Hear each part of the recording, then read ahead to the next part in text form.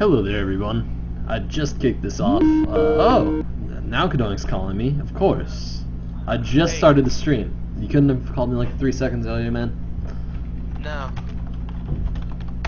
I was preoccupied. This is gonna be interesting. It is indeed going to be interesting. How long can you stay around you hear for? Sean talking? I can hear him a little bit. It's fine. Okay. It's nothing major. I'm not worry. gonna fraps or anything. Professional. Okay. Professionalism is for noobs anyway. It's all good. That's true.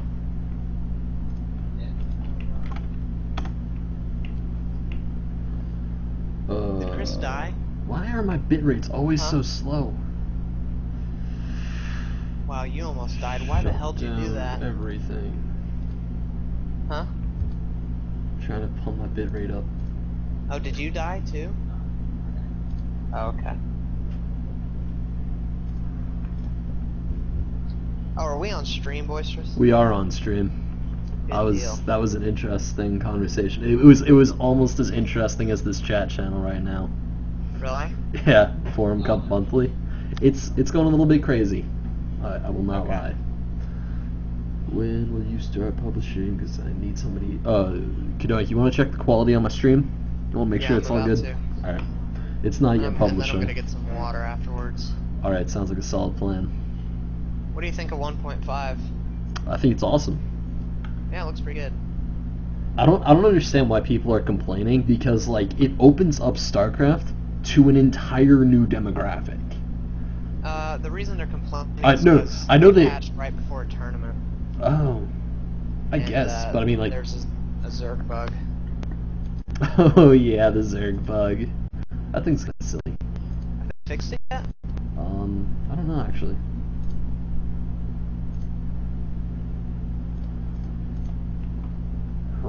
That bit rate is still really low. However, it looks like I'm sending frames okay. I can't really. The only thing that's kind of annoying about using a delay server is that I can't check if I've dropped frames. Right. Like it says that it's sending 30 frames per second, 30 frames per second, 30, 30, 30. You should stop talking for a second so I can hear the stream. Okay.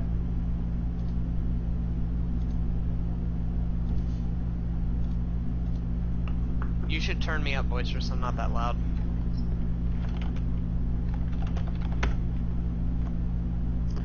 Okay, 1 second. Skype.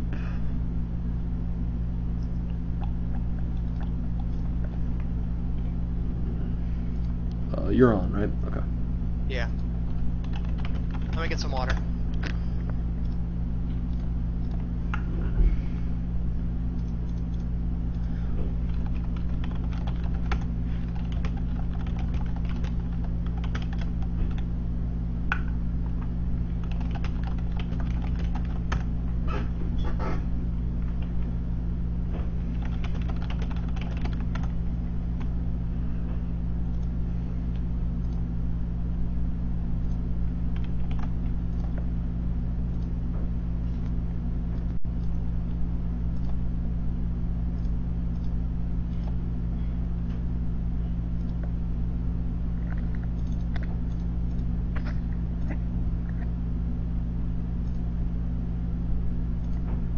What? Oh? What? What's going on? I went and got water. Were you talking to me? No, I was not. Okay, good. Okay. Wingblade vs. InfamousOne. It is Wingblade vs. InfamousOne. And it's not a ZVZ, so that's nice. That is nice. It's nice to see more than one matchup. Does your computer record and stream, or just stream? It just streams. Why? And stream quality's good, right? Whoa! Show unit status bar targeting. That's cool. Wow, there's all sorts of cool stuff. There is all sorts of cool stuff. You ready, Boisterous? I am ready. Oh, yep.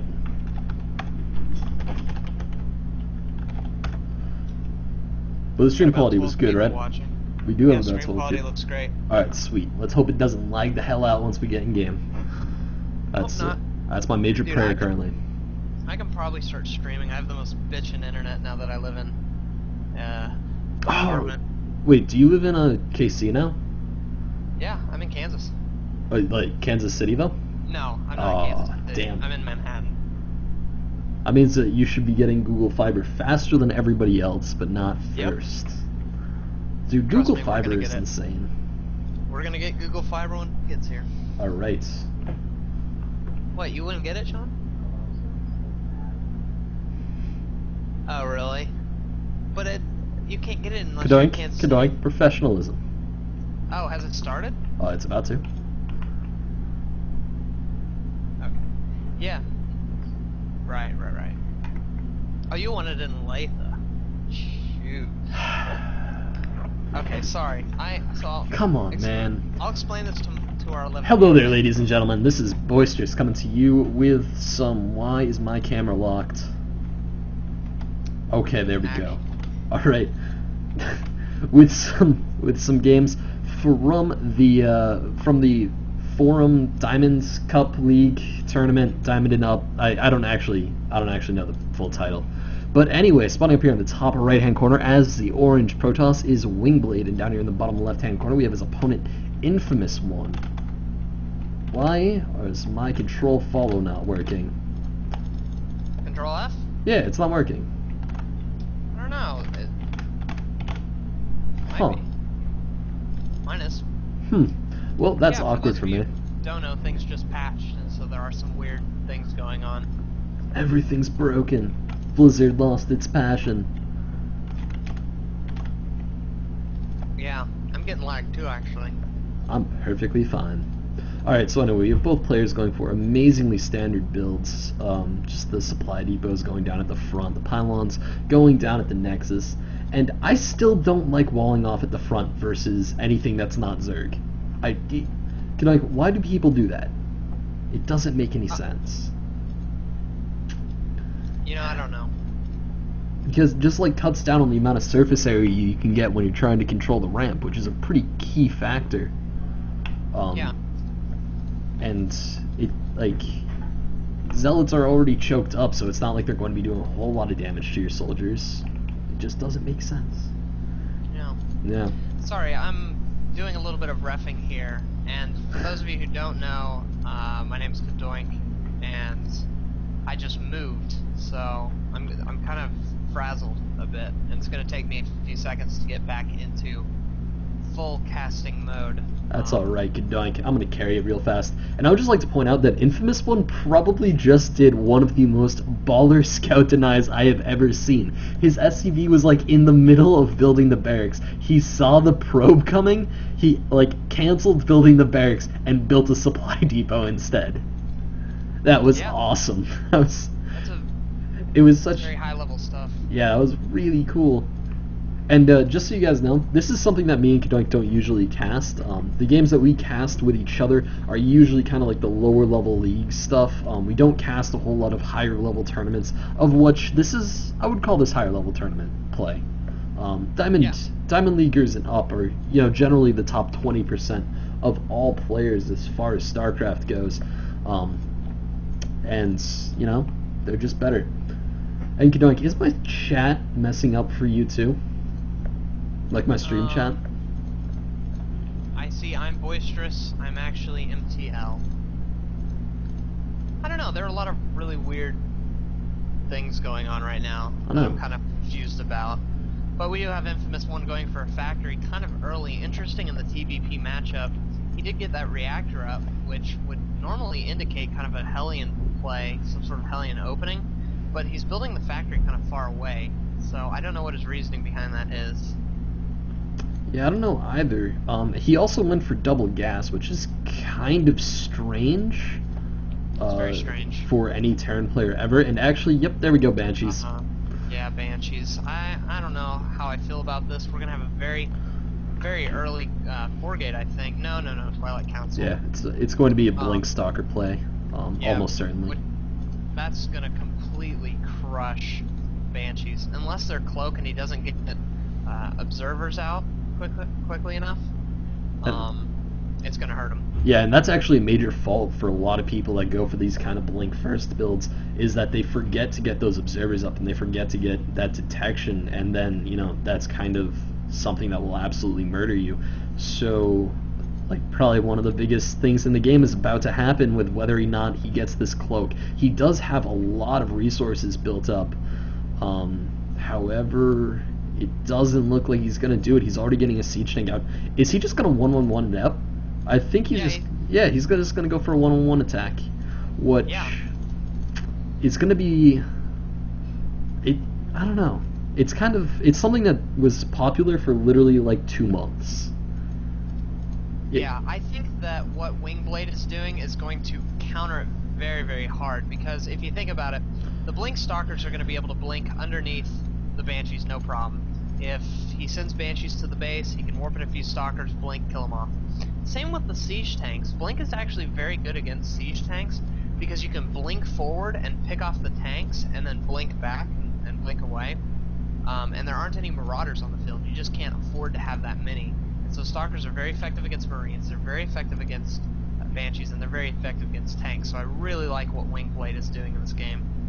The only thing that I think will mess Wingblade up is if he goes for an attack, because InfamousOne's army is, I feel, stronger currently, especially if Wingblade doesn't have like the extremely favorable reinforcement routes that come from being in your own base. I mean, InfamousOne's army is actually kind of crazy right now, and he is even pulling SCVs with this. And if you look at Wingblade's army, he just doesn't have a whole lot at all. Yeah, in the same vein, though, I think we're going to see a base trade. We might, and this is going to go... I don't know how this is going to go. We'll have to see what happens, but the Blink Stalkers might do well in an engagement, especially if he has some really, really good Blink micro. And this is going to be very interesting, him blinking up into the main. He might force the Terran army back, however, the Terran army is getting close enough where he may just have to push forward, and the Stalkers do blink up into the base. They are targeted, firing the tech lab, and then going forward to Starport, and looks like InfamousOne is just going to push it. Yeah, I would say InfamousOne pushing it is probably the better solution right now, because he can actually snipe off all of the probes currently, and the big thing that Wingblade doesn't have is he does not have probes with his army. He actually has a probe down with his proxy pylon, which is kind of key, and InfamousOne is floating and running. However, there's just nothing to run to at this point.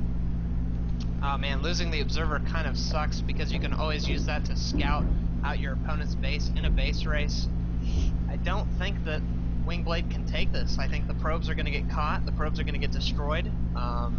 Well, here they come, probes dying. Wingblade has already dropped down a Nexus, and InfamousOne no longer has a command center. So InfamousOne is completely all in right now. Wingblade actually did a really nice move there by sniping off that command center. So basically, if Wingblade can defend from this army, which is a big order, like that is a really, really tall order, because this army is pretty ridiculous right now, he basically outright wins the game, because there's absolutely no way for InfamousOne to reproduce or to remake anything. I honestly think the best course of action is to put down a pylon and get a forge up and start building cannons, because you can't build any supplies. It's your supply box, and then you have to... He canceled the Nexus. Oh, he's going to rebuild it. Yeah, he's going to rebuild it at a much better spot. Well, I mean, the Nexus at the third should have been much, much scarier. Oh yeah, that would have been much more vulnerable. It still just shocked me for a second that he did that. I think it actually would have been much better for him to build that Nexus in the main, personally, just because the main is much easier to defend. And at this point in the map at least, siege tanks are amazingly effective because of how kind of bottlenecky it is, and the fact that they can then see up the cliff. And with this sentry, if he built it in the main, he could have defended for a long time. And we see armies kind of hunting around for each other, and they just can't find. Yep. Yeah, he would have that high ground advantage if he had taken the slot on the high grounds. Looks like the barracks is going to take a little bit of damage, but it won't die. Neither will a factory. And this is going to be very, very weird. Canceling the Nexus lost him 100 minerals, which is not good, because you really want a lot of minerals. So it would have been wiser if he had waited on building that Nexus and then built it where he wanted to build it in the first place. Yeah, but I think it was more of an issue where he was flustered. He was kind of afraid he was going to lose his last building and thus the game. And we see the armies, and they're going to catch the siege tanks unsieged. Oh my god. Oh, he's going for the Banshees! Oh my god, the sentry goes down. Such a bad decision. Wow. That might have just lost him the game. He could not afford to lose that sentry.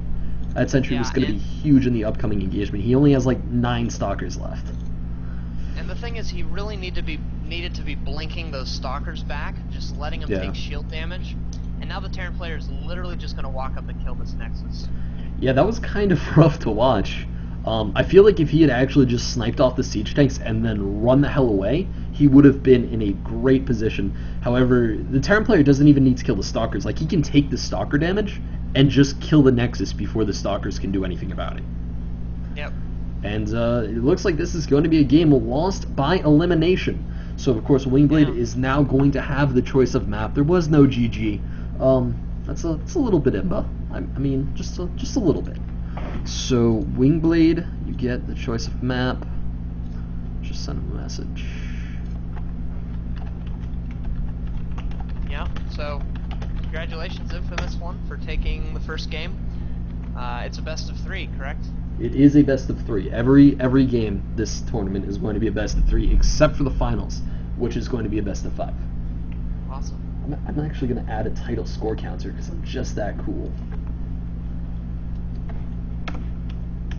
The other thing that was really cool is that Infamous had a Raven in his army, so he was able to get off that point defense drone, which was really nice. It ended up allowing him to take a lot of the stalker fire, and it made it a lot harder for him to target stuff down.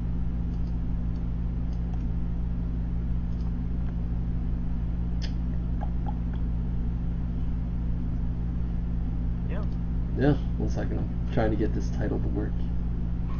Are there games going on concurrently with this one? There are games going on concurrently, and that's kind of always going to happen, as it is. Can you link to me a bracket? I probably can, Kadoink. Awesome. However, I need to go to Battle.net because I shut down everything. And the stream's still good, right? I don't know. I'm about to hit play on it. Let's see. Turn the game sound on, Warwick says. You might not have... It's just not loud enough because of Skype. 1 second. I'll turn it way the hell up. Yeah, you need to turn it on. It was at like 50% already. Alright, that's as loud as I can make it. Well, don't make it as loud as you can make it, but, like... Well, as loud as I can make it is good for Skyping. Well, Skype just brings the volume down on your computer, and then you just bring it back up. Yeah, and you can actually... There's a setting to change that. Really? Yep. Oh, well then I am a moron, and I will find that out later, but we're in the middle of the tournament, so I do not have time. Yeah. I'm gonna go to the restroom, guys. I feel like I'm back in the swing of things. Feeling good. So, yeah, I'll be back in a little bit. And I can't believe he left you guys as I'm trying to figure out this title, because that kind of is absorbing most of my thought process right now, because I do not know why I cannot change the size of it. So I'm actually just going to delete it and maybe make another one. Head title, color. I don't care about the color. Regular, maybe.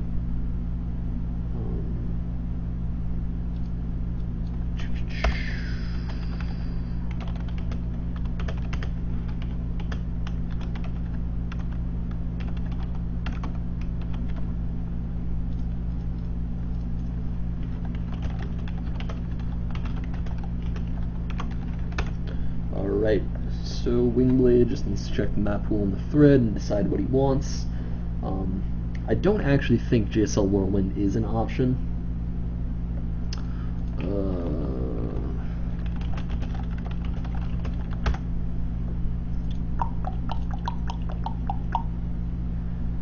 Not arcade, custom games.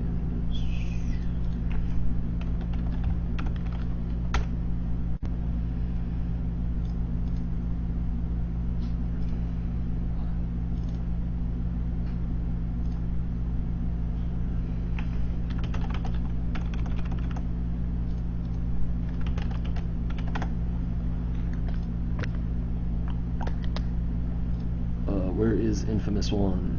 I am back. Hello there, sir. I need to find InfamousOne. Oh god. Oh, wait. Shit. Oh god. I forgot that auto start is on.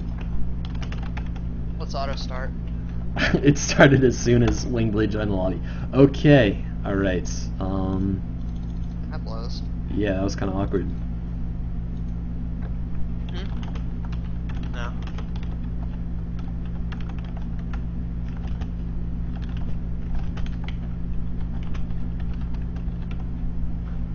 Alright. I still... Alright. Oh, is that lightning? Oh shit, that's not good. Wow, I could hear that. Yeah, that was a lot of lightning. That is bad.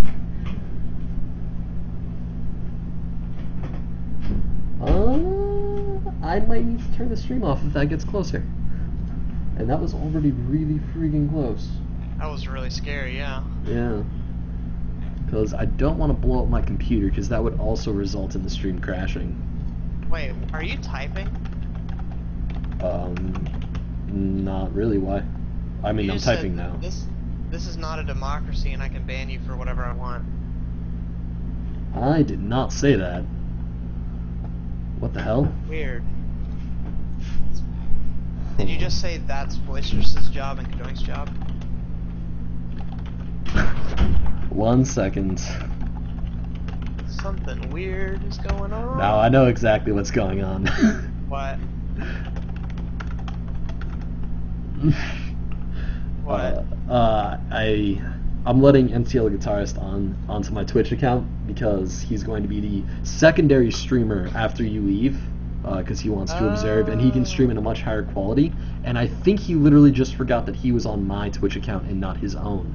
So okay. I reminded him of that in game. Cool. Is that Grip? Huh? No, that's not Grip. That is that's an observer. He's not a commentator. Grip is actually just called Grip, like Grippe. Right. Okay. Oh, I'm out of the game. Okay. All right. Yeah, you should invite me. Okay. All right. Sorry about the kind of long wait in between games there. It was a chain of events that made it kind of odd. And I really hope that lightning does not hit our house and blow up my computer. Shouldn't. So You have surge protectors? Yeah, but if they don't really work in a situation where you get hit by lightning. But if my computer gets hit by lightning, it's going to explode, I'm pretty sure. Which is bad, because my computer is at, like, head level, so if it, like, actually, explodes, then I'm gonna get hit by just so much shrapnel. Alright, this guy's starting. He's starting indeed. Okay, and it's going to be game 2. Of course, game 1 ended with a kind of awkward base trade where the Protoss player just really didn't have enough oomph in his army to take out his opponent, which, that kind of happens a lot because Terrans have an extremely strong early game force. Can I intro these guys? Sure, go ahead, Kadoink. Spawning in the top left of Entombed Valley, we have the orange Protoss player Wingblade. Needs to take game number 2 in order to move on in this tournament. The winner of game number 1, spawning in the bottom right hand corner of Entombed Valley in the lovely green color, we have InfamousOne, is playing as Terran and won game number 1 in a very convincing base race. We are on Entombed Valley, cross spawns, cross positions, of course. And this is the Diamond League tournament on the BattleNet. So go to the BattleNet, try to find the thread. Maybe someone can link it in the chat. And yeah, it's going to be pretty awesome. And I'm boisterous. Go to the BattleNet? Go to the BattleNet. Man, you sound like my grandparents. Well, they just sometimes log on to the interwebs. Spend a lot of time on there. It's the best place in the world. I like to browse the Reddit occasionally. Yeah? Yeah. Really loosens me up. Anyway, we have InfamousOne again going for the same block off on the ramp, which actually I don't mind from him anymore because he has that baller scout, probe deny. that he showed off last game, which I think is actually really the only reason to wall off on the ramp. Because again, reduces unit spread when you're trying to defend your ramp in the case of like a 4-gate or anything like that, which I think just makes it a little bit awkward. Yeah.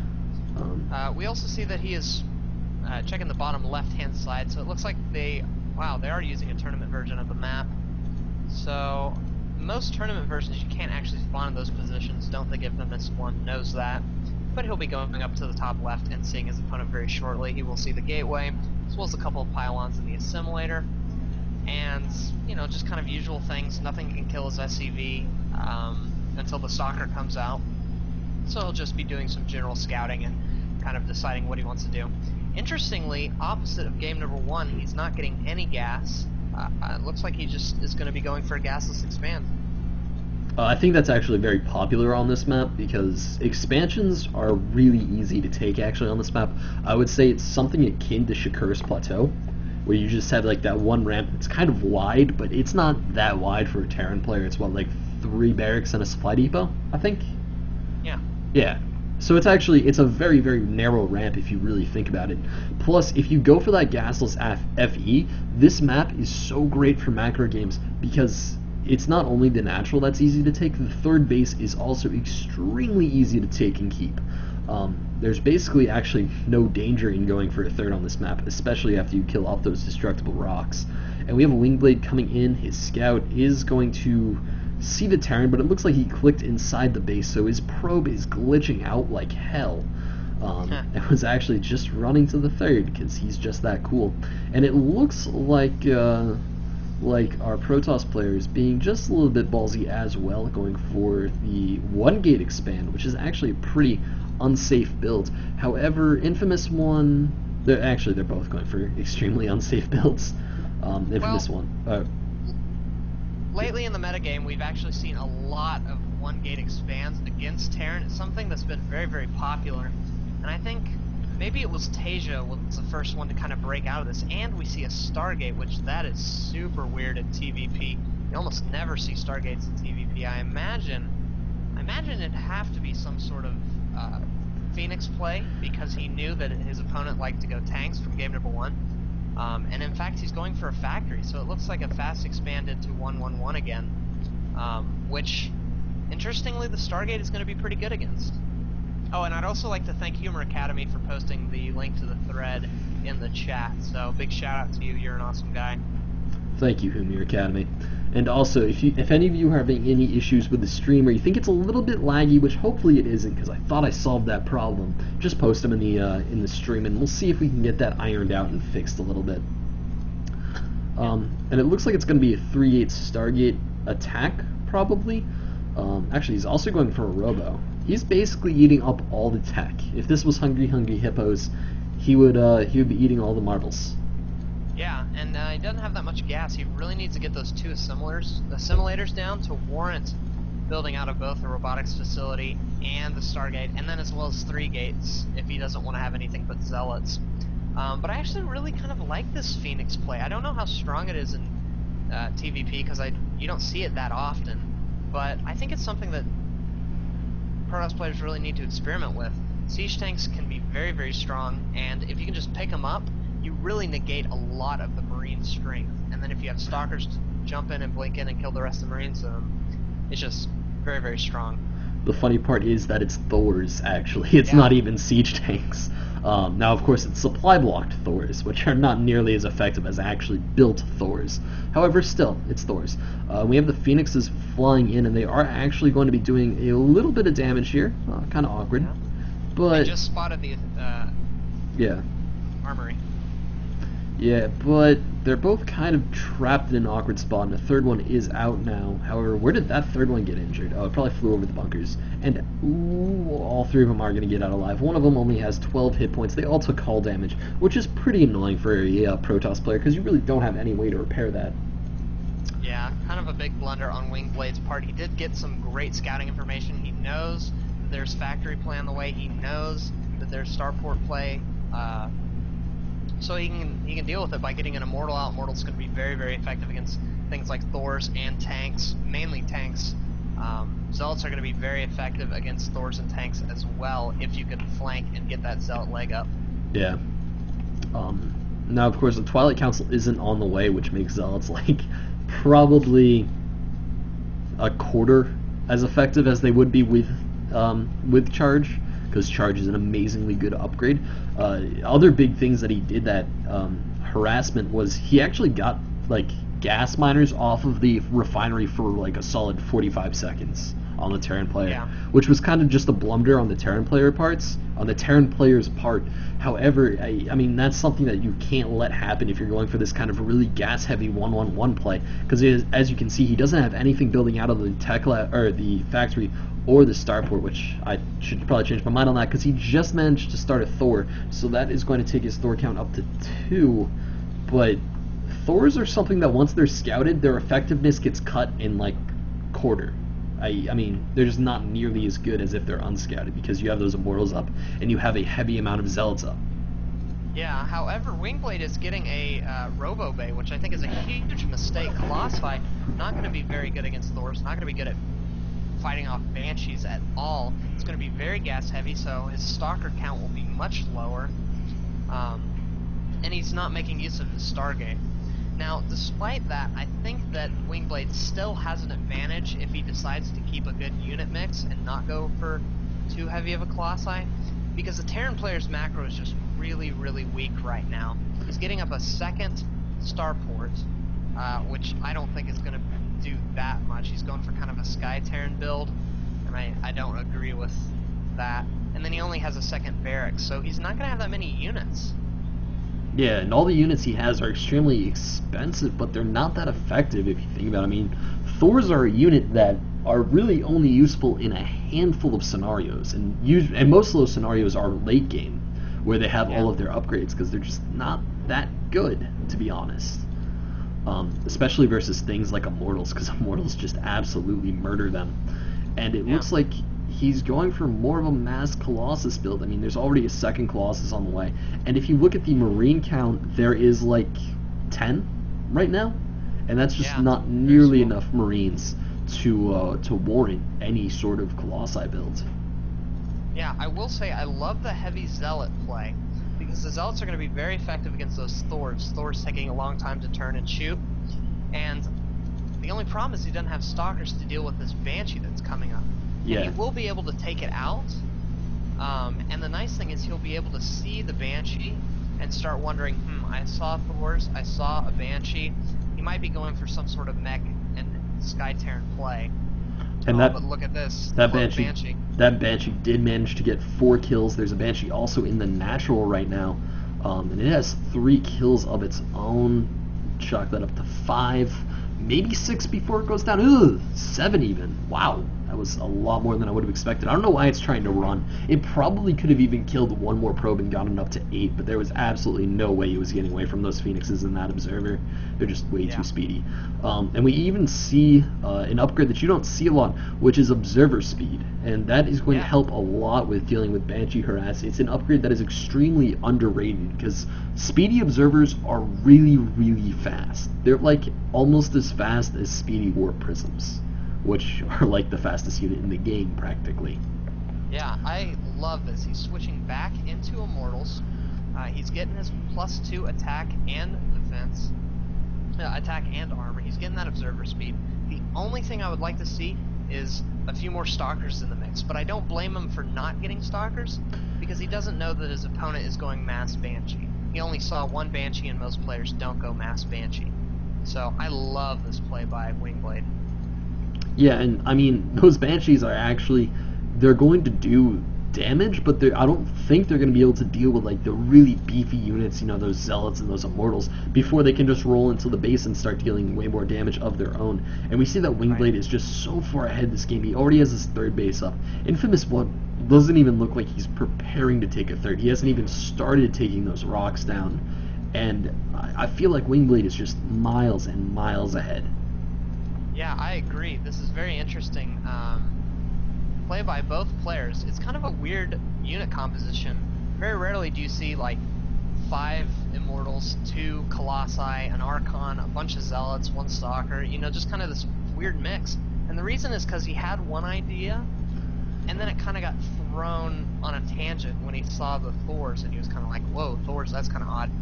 And he's going to send a probe up here, or excuse me, a Phoenix up here, and he sees that the command center will be landing. Hopefully he'll see the Banshees, which will be huge. Oh yes, and he is going to see them.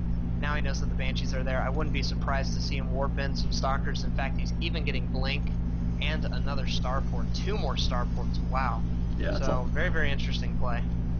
Yeah, I mean, against Thors and Banshees, even Void Rays can be a legitimate play because the Marine count just really isn't there to deal with them. I mean, the Marine count is pretty big, but it's not nearly as big as you would see in an average TVP. Now, of course, this push is going to come much, much earlier than any of these are going to be able to take effect, any of the switches, any of the blinks, any of the new 2 starports.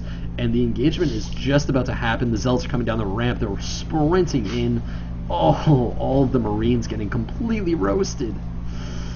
And yeah, the Immortals taking a huge amount of damage from the Thors. A point defense drone going down, taking some good shots away from the Stalkers, but it looks like the Thors are going to go down.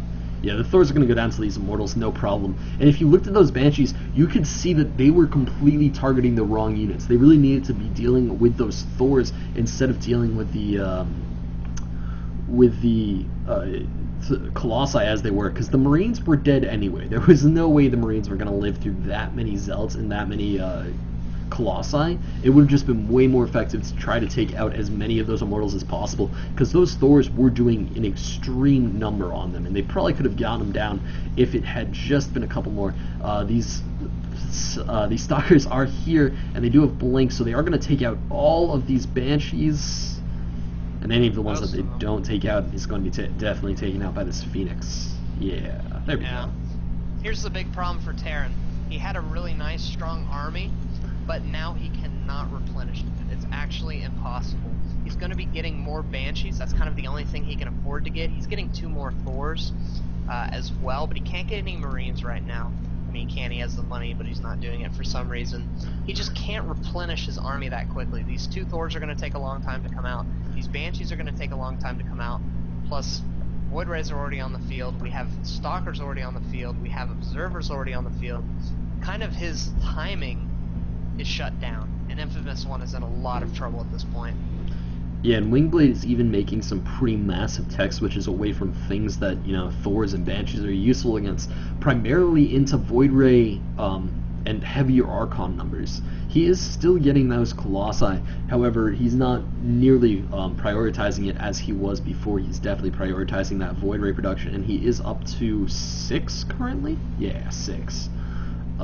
And it looks like we have Zealots coming in to try to take a couple shots. However, I mean, these Void Rays are already here. They're charging up. These Thors are not doing nearly the damage they needed to do.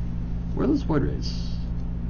Oh, there's one Void Ray just sitting at the front. I don't know why it's not with the army. And it looks like the Terran army is going to get maybe not absolutely crushed, but definitely crushed. And Protoss can deal with those kind of not so great trades right now because he just has a better economy. And even there, he killed off like 8 or 10 more SCVs, and SCVs are something that InfamousOne can't be spending money on right now. If you look at it, he has 90 minerals currently. He just doesn't have any money at all, and yeah. As far as his income goes, he has 21 harvesters. Yeah, Wingblade only had 1 mission there, and that was to make sure that his opponent wasn't economically ahead. Because when the attack happened, Infamous was able to do a lot of economic damage to Wingblade's 3rd, and so the only thing he worried about is my opponent might have a better economy than me. I have better infrastructure, I'll have better unit composition, but my opponent might have better economy. And so I love that play of him swooping in, taking as many SCVs out as he can, and now he's pulling back and building up another army before attacking. Yeah, and it looks like InfamousOne is going to be going for an engagement here, but he just really can't take any engagements currently. And we just see his army getting absolutely torn apart. Like, the Zealots didn't even go down to the Marines this time, and those Zealots are going to do quite the number to the Thors, and the Thors just can't do anything. There's the GG from InfamousOne. So, Wingblade comes back and ties up the series. It is now 1-1. It is going to be going to the final match. We of course see that InfamousOne now has that major lead in the fact that he gets to choose the next map.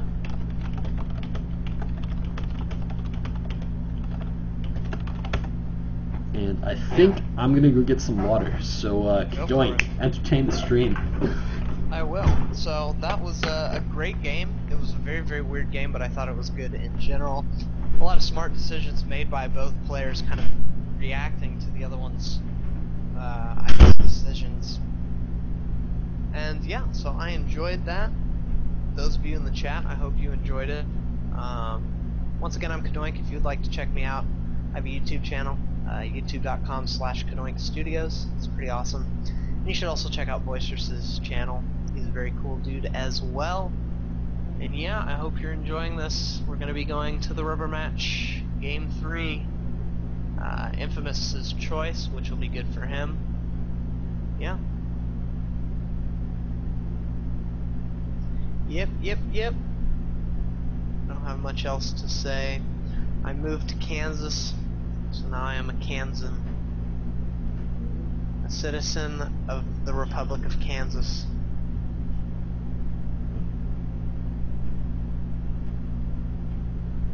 Yeah. How far away am I? Oh, that Chris. Is he still walking towards you? Holy cow. Squirrel. Yeah, if he wasn't floating 2K minerals, that he probably could have done a lot better. And I am back. Awesome. Hello, Boisterous. Hello there, Kadoink. Oh man, dude, I cannot tell you how awesome it is to live in an apartment. How awesome is it, Kadoink? It's pretty awesome. So we have a study, and I have this wicked L desk, and then my computer, my monitor, and then it's connected to another wicked L desk that has my friend Sean, friend and roommate Sean's computer. So we're just gonna sit here and play video games for like 3 years. That sounds awesome. Yeah. So you guys are literally like 3 feet away when you're playing games? Yeah, Sean is playing some Minecraft right now, sitting about 2 feet away from me. Nice. And I am casting StarCraft. Wait, so are the L desks formed so that they kind of like make a giant, like, I don't know, bracket? Yeah, it makes a giant bracket. Huh. So basically we can high-five each other when we do good things. like when he wins a game of League, I'll high-five him, and when I win a game of StarCraft, he'll high-five me. What if you like he'll choose? He'll be high-fiving me a lot more than I'll be high-fiving him, because games are 45 minutes long. And he doesn't win a lot of League? Is that what you're hinting at? Yeah. Not that either of us are going to win any more or less. They're on his channel. What is what? I don't know. What? You sound confused, Kadoink. Confused. I am confused. Someone said, lol, Kadoink, they are on his channel.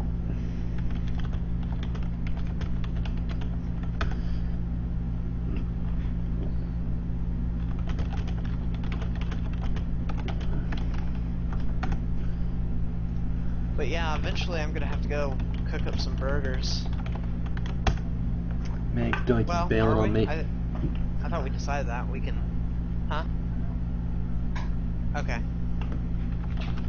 And they're round, so we can just cut them, right? We don't even have to... Oh, no? Oh, he sent me an invite. Okay. Alright, Kadoink. I know. I gotta suggest you, man, because you're not in the channel. If you want to get in the channel, it's Forum Cup Monthly. Also, if anybody else wants to just join the discussion or go on there and ask people why they aren't watching the stream and just be like, then you can check that too.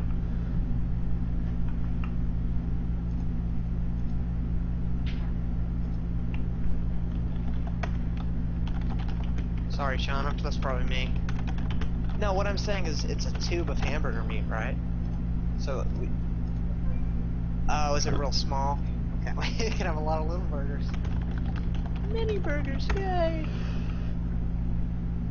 How to lose is Terran. Yeah, Magic, that's true. I don't like Hammer 111. It's very not effective in my honest opinion. So is the Hammer 111 just the standard 111? No, Hammer is either I think it's Thor, but it could be. That would make sense. It could be the 111 after expand. actually. I should know. I'm a Terran player. But Terran I just, like, strategy. Dude, I just avoid 1-1-1s altogether. Yeah, of course. I mean, if you really want to win as Terran, you just hold down the A button, and then you click, and then you hit A, and you click, and then you win. Well, you have to split your Marines. That's the thing. Once I got really good at splitting Marines, my life changed for the better. Your life changed. Yep. You would walk down the street and people would just give you hugs and high five you. Would, man. Start getting A's in all your classes. Yeah, it's great. Man, sounds amazing. I need to learn how to split Marines. Of course, I play Zerg, but I should probably still learn how to split Marines. Dude, I think all races should learn how to split. I'm like shocked that Protoss players don't split stuff, because sometimes it can be really good. They split stuff occasionally. There's just not a huge call to split stuff a lot, because That's true. You don't see a lot of Baneling plays. And if you are going up against a Baneling play as a Protoss player, it's way more effective just to use force fields. Yeah. So it's way better to get good at that force field micro. All right, you want to intro our players? I will indeed, our sir. Lovely viewers. Hello there, ladies and gentlemen. Spying down here in the bottom left-hand corner, we do have InfamousOne as the green Terran, and over here in the bottom right-hand corner, we have his opponent, Wingblade. Now, of course, these two players are currently tied up 1-1 in this best-of-3 series, so this is the ace match. This is all on the line here. This is their shot at $50, which is, of course, the grand prize, and it might turn into $75 after I donate $25, and who knows, Shin may even add some more too. He said he was hinting at that very lightly, so don't expect anything. I don't wanna spend his money for him. I should be playing, not casting, if I could win $50. Kadoink, be quiet. No, I haven't been able to practice a lot. I did just move to Kansas. But we have Wingblade going for a little bit of a scout. Terran player doing the usual wall off thing. Hopefully he won't go for a 1-1-1 play again. It worked out alright in game number 1, might not have if the Protoss player hadn't moved out. Worked out horribly in game number 2. Plus, you want to have something else up your sleeve generally for a game number 3, so we'll see what he decides to do. Well, I mean, so far his build is basically the exact same thing. He actually hasn't changed up anything from what he has done in these previous 2 games. And Kadoink, just by the way, if you ever decided to play in one of these tournaments, I would DQ you, because I would say that you're a map hacker. You are a notorious map hacker. What's DQ? Disqualify. I would say he's not allowed to play. He actually needs to commentate with me. Yeah. I'm sorry, man. I gotta do it. Dude, I've never map hacked in my life. I know, exactly. I would be completely lying. I wouldn't even joke about it. It would be a bold-faced lie. But well, now we have about 14 people on record who know that's not true. That's fine. But yeah, and you said the Terran player was doing the exact same build. The really only variation he could have done is he could have skipped the barracks and gone for a command center first. Other than that, there's nothing really you could do other than put your Spidey down. And then get your barracks for most play. I would like to have seen a command center first. I do like that build quite a bit, but he didn't opt to do that in this game. Yeah, it looks like he might actually be going for a more akin build to last time. He hasn't dropped any gas yet, so at this point I would probably say he's most likely going to go for a gasless FE. And there we go, he got the command center. And Kadoink, I think that was the first time I've accurately called the Terran build. Are you proud of me? Yeah, I mean, if you don't see any gas at 13 or 15, it's gasless expand. If you see a gas at 13, it's going to not be an early expand. You can go for a 15 gas expand, which is really nice. If you see a 13 gas, 16 gas, it's going to be a 1-1-1. These sort of things. Usually if you see double gas after expand, it's generally a higher tech play like a 1-1-1. So InfamousOne might be going for the exact same thing again. And that would not be suggested, because Wingblade showed last game that he is quite adept at holding that off. Now, of course, on Shakur's Plateau, he's not going to have the same advantage that he had on Entombed Valley, which is extremely easy to take third base. In fact, Shakur's is one of the more awkward maps to take a third base on, just because of, like, you need to choose which third base you're going to take. Are you going to take the one that's right next to a choke point, which I feel usually favors the Protoss player, just because, you know, chokes are usually good for Protoss players. It lets sentries use their force fields much more effectively. However, versus a 1-1-1, I'm not sure. Yeah, I don't know either. The Banshee play is gonna be a little bit more effective, and we do have a Stalker going up and just gonna take a few shots on it. But the Banshee play is gonna be a little bit more effective on these close air positions on Shakuras. But, well, like I said before, there's no surprise to it. There's no kind of shock value in any of this. A good shock value would be if you built this factory, built a starport, and went for something like early medevac green drops. That would be very, very cool. It would negate this sentry, and there's only one Stalker out at this time, and he did take a fast expansion. But look at this, we have a Twilight Council, so he might be going for blink play, which would actually completely negate the medevac drops. I don't know why I can't talk today. Run into issues. I understand. I have those days as well. Yeah, it'll completely negate Banshee as well. And look at this, he's in the armor, he's going for that Thor thing again. I just don't like this. Yeah, it's not a good decision, in my personal opinion. And we see that he actually went for the expansion much faster than he did last time. Last game he hadn't expanded by the time Phoenixes hit his base. Like, I don't know why he didn't lift up his command center and just move it. He waited so long on that.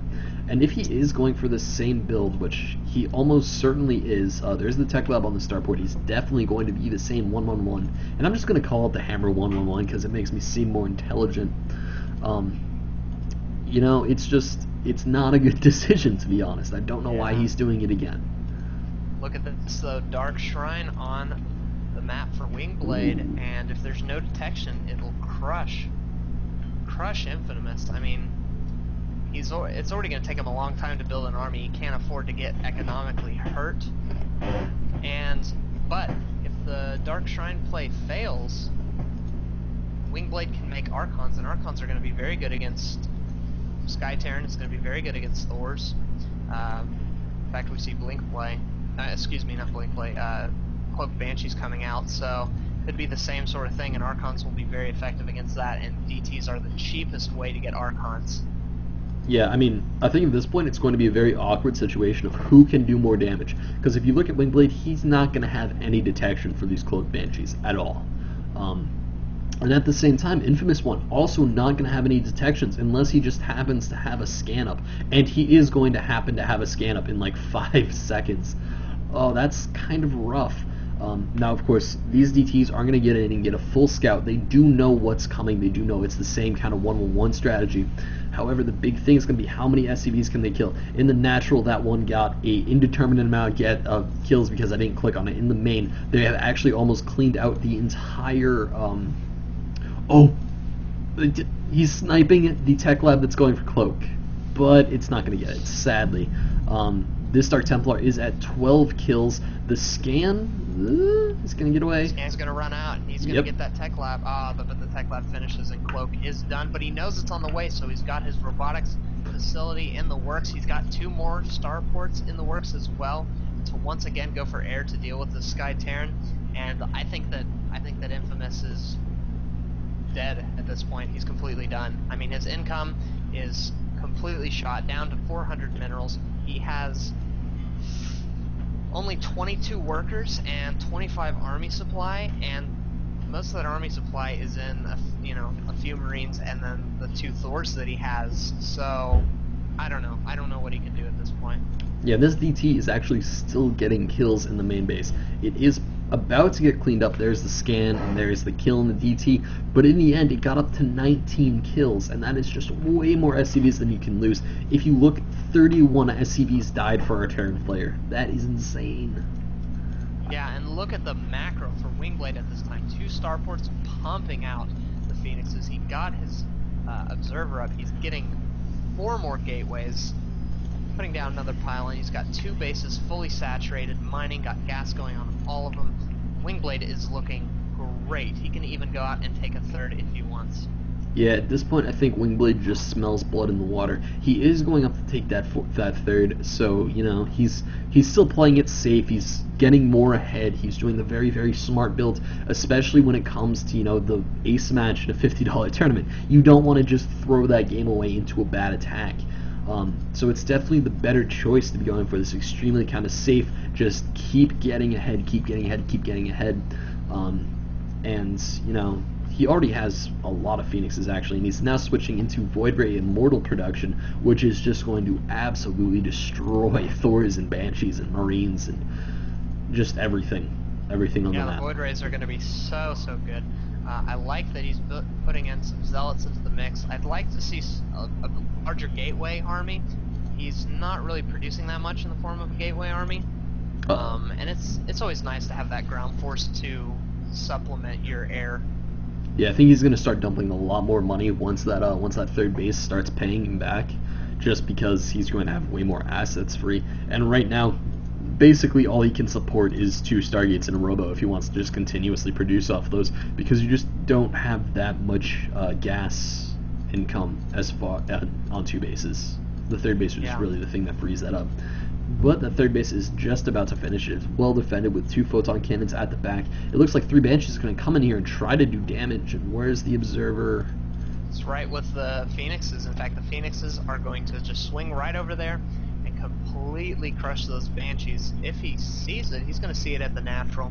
There won't be any problem. He'll be able to deal with it. He might lose a few probes, but he's actually going to lose a lot of probes here. That was extremely smart by the Banshees, how they did that. They saw the Observer. He knew the Observer was with the Phoenixes, so instead he swung around. Both of these Banshees are going to die, actually, because they just ran out of energy, which is kind of bad. However, the third one that has plenty of energy and can cloak forever is actually just going to be perfectly fine. And in fact, it's going to snipe off another Zealot. It's getting a little bit close. A lot of Observer for comfort. Ooh, that was kind of nervous. Is so good for Wingblade. Another big thing is, if you think about it, 4 Thors, several Marines, a Banshee, no detection. Yeah. If Wingblade wants, he can throw 2, 3 DTs into his mix, and even if his whole army dies, yeah, the clock. His DTs are going to be in there and just crush everything. Well, I mean, the big thing is that, I mean, he's still a Terran player, so he still has scans, and of course those scans... and he just got a Raven. Oh, yeah. Well, InfamousOne actually likes his Ravens, which makes him a respectable Terran player in my eyes. Anybody that builds Ravens, I respect them, because Ravens are actually really good, and I still don't understand why people make them as little as they do. Especially if they're going for anything like a 1-1-1. If you're going for a 1-1-1, just build a freaking Raven. Yeah, I agree. It looks like we have another Immortal coming out. There are quite a bit on the field, 3 already, 4 Void Rays, so he can deal with the Banshees easily. And looks like the Banshee production is a little bit slower in this game, only 2 at a time as opposed to 3 at a time, because he is getting those Ravens up, and the Ravens are going to end up not doing that much damage. I don't think point defense drones affect Immortals at all, and I don't think they affect Void Rays either. And since... where are the Phoenixes? Since the Phoenixes are only just one part of this massive Protoss army, the Ravens are going to be a lot less effective. Man, this thunderstorm is scaring the crap out of me currently. Really? Yeah. How close is it? I think it's like, I think we're literally like in the middle of it currently, like we're in the eye of the storm, because it's not raining right now, but I can still hear all of the thunder. Well, that's good. Yeah. Hopefully nothing will happen. Hopefully. Hopefully. I mean, we also live in a densely wooded area, so our house isn't that intimidating to the skyline. True. Wow, look at this, a ton of gateways going down for Wingblade. He's looking so strong. However, there's a nice army coming for Infamous. Yeah, if he can micro things well, he might be able to do some damage. This is a really nice army, and these Banshees are going to do a pretty massive amount of damage. I mean, it's 7 Banshees. 7 Banshees is extremely strong, especially if they do what they should be doing and target the Immortals, which is not what they're doing currently. They're targeting down the Stalkers. This engagement just isn't going well for InfamousOne. No, the Zealot's crushing absolutely everything. There are only 2 more Phoenixes. All the Void Rays did manage to die, but there's the GG by InfamousOne. So Wingblade, congratulations to you moving on in this Diamond League tournament in the Battle.net forums. Yeah, nice job. Wingblade is our first victor. And it's time to put out an ad. You have ads? Well, no, I mean, no, I mean like in the channel. I'm gonna say looking for another game.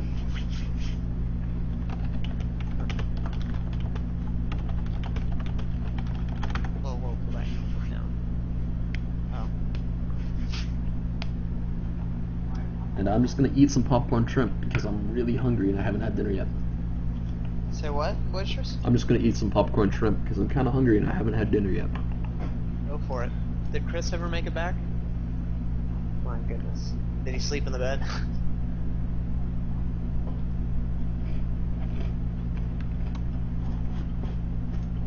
I still need to pull up my chat. Oh, there are poison spiders now.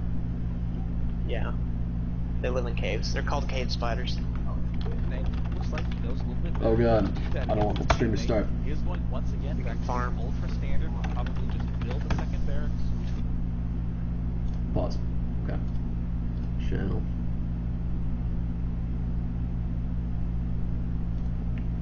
Do we have another game lined up? I'm checking on right now.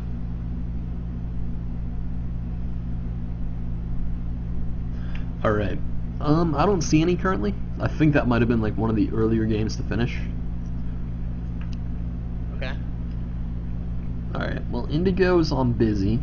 Indigo. Come on. Oh, Indigo. I know Indigo. He's pretty cool. Yeah, no. He's in this tournament. I actually commentate a lot of Indigo games. I've actually commentated a lot of games for like everybody in this tournament, almost. Really? Yeah. That's good. Mm-hmm.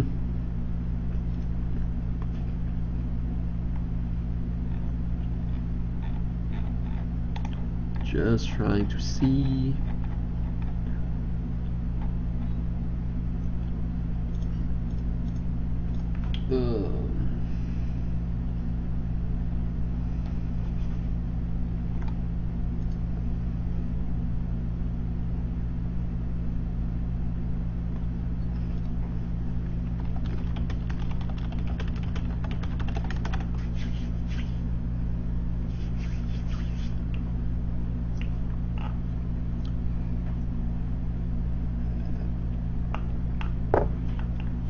Okay.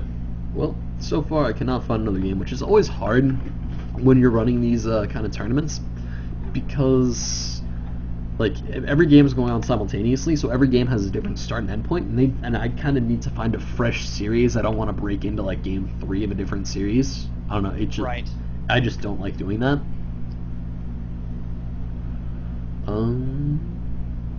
I completely understand. Yeah.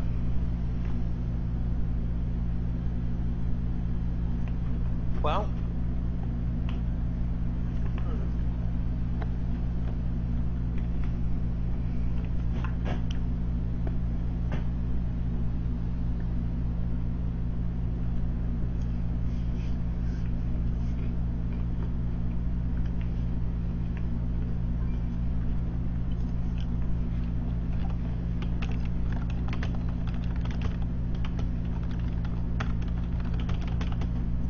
Okay, I got invited to a game. Sweet. Oh, I got invited to a party. Sweet. Alright, they're starting soon. So we do have another game about to start. It is going to be Relinquished versus. Oh, we're in a series. Oh, I'm in a party right now. 1 second, I'll suggest you. That way we can just follow Mr. Relinquished around. Wow, they really made the Terran profile really BA. That's awesome. What's the Zergon look like? What's the Terran profile? It's like if you just click on your player profile, it's like a Marine in the background like shooting into stuff, and then a Marauder just like trampling over like shredded metal. Oh yeah. Like a smoking gun. It's pretty sick. That is super sweet. I'm pretty jealous right now. Because like literally the Zerg one is just 2 infestors. That's it. I wonder what the Protoss one is. Where's Protoss player? Wingblade. View profile. Even the Protoss one is better than the Zerg one, because at least it's like Tassadar being all like zoom. Tassadar is kind of always a badass, so. Yeah.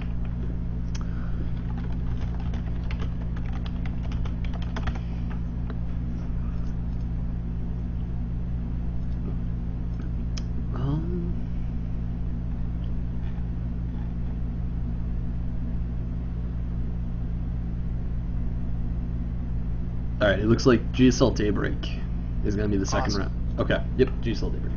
Awesome. Which I know is one of your favorite maps, Kadoink. It is. It is, indeed.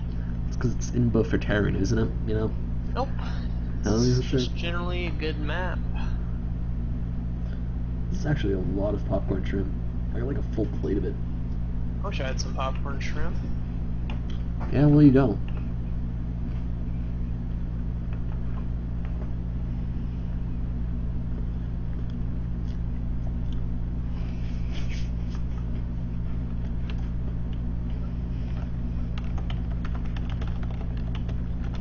You find any diamonds? Talked about Minecraft again. Oh, okay.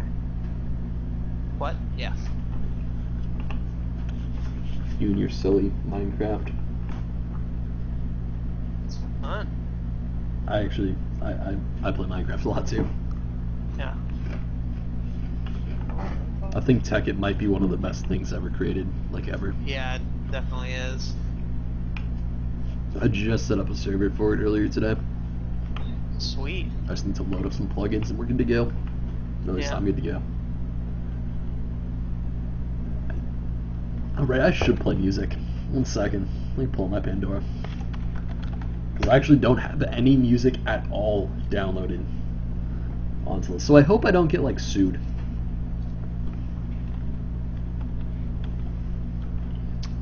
Yeah, I don't think you will. Oh, God.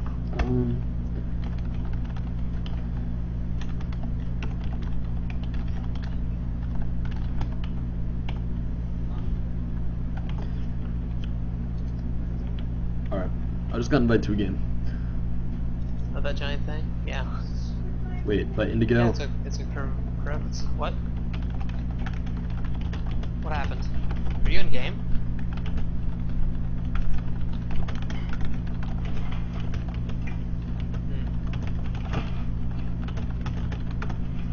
Alright. Yeah, somebody just invited me to a different game. Needed to tell them. I wasn't. I don't want to commentate like too many people's games in a row if I don't have to. Like, if the requirement is there and it's the only game that's about to start, then I'm going to do that. However, I prefer to do somebody else. Right. Yeah.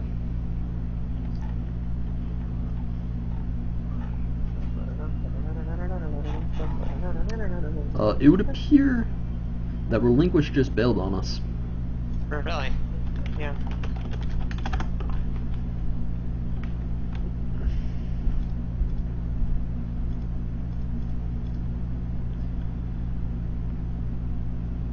He had it on Instago? Okay, fine.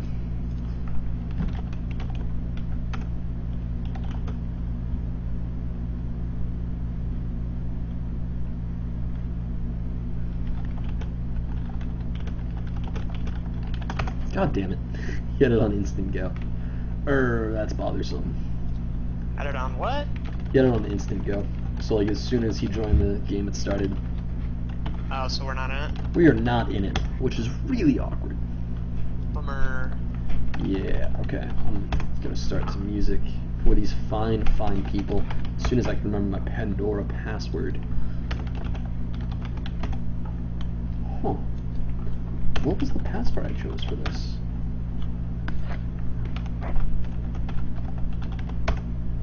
Alright, whatever.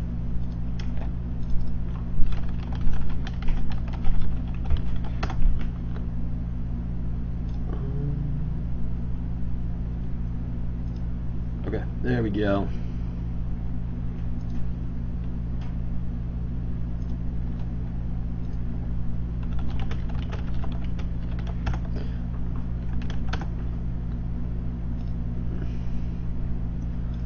Okay, so we are going to be watching this game, Relinquished versus Infinite, and it is going to be a TVT, Awesome. unless Infinite. Am I gonna get invited? Oh, right. I should probably suggest you should not. There we go. All right.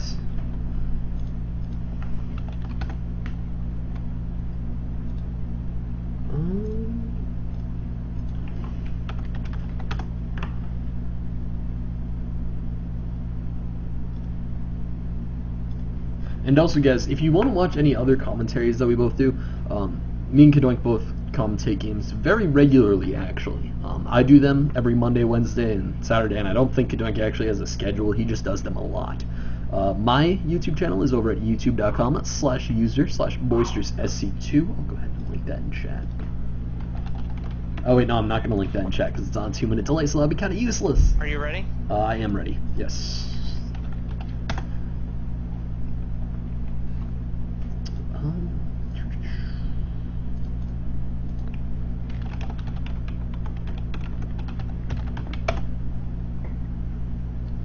Alright, so it is going to be actually a TVZ, which is good for us because both of us know one of these races. And you probably know Zerg better than I know Terran, but that's okay. You and your knowledge of the game, Kadoink, it's not needed for being a commentator. All you need to do is yell. That's true. That's true. You just gotta have a good time. Yep. Just like anything in life, just have a good time. Exactly. You can intro our players for this game, by the way. I'm gonna eat some popcorn shrimp. Alrighty. And I'd just like to say to Humor Academy, I'm sure it's not poorly organized. I think you're doing a great job. Of course, I don't really know how it's organized. Boisterous is just kind of doing everything. But still, I'm very happy for you. It looks like we're waiting on me. And hello everyone, and welcome to Boisterous's lovely channel. I am Kadoink, and spawning in the bottom left as the yellow Terran player, we do have Relinquished on GSL Daybreak, and in the top right, his opponent is of course Infinite, the red Zerg player. And this is the Diamond League, Diamond It Up tournament, something to that extent, something to that deal.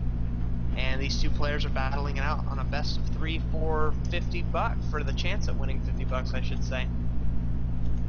Yes, indeed they are. Now, of course, I'm just gonna really quickly say that. Ooh, whoa! This is an interesting supply depot placement. I think he's gonna be going for an extremely fast expand and then just walling off across this choke.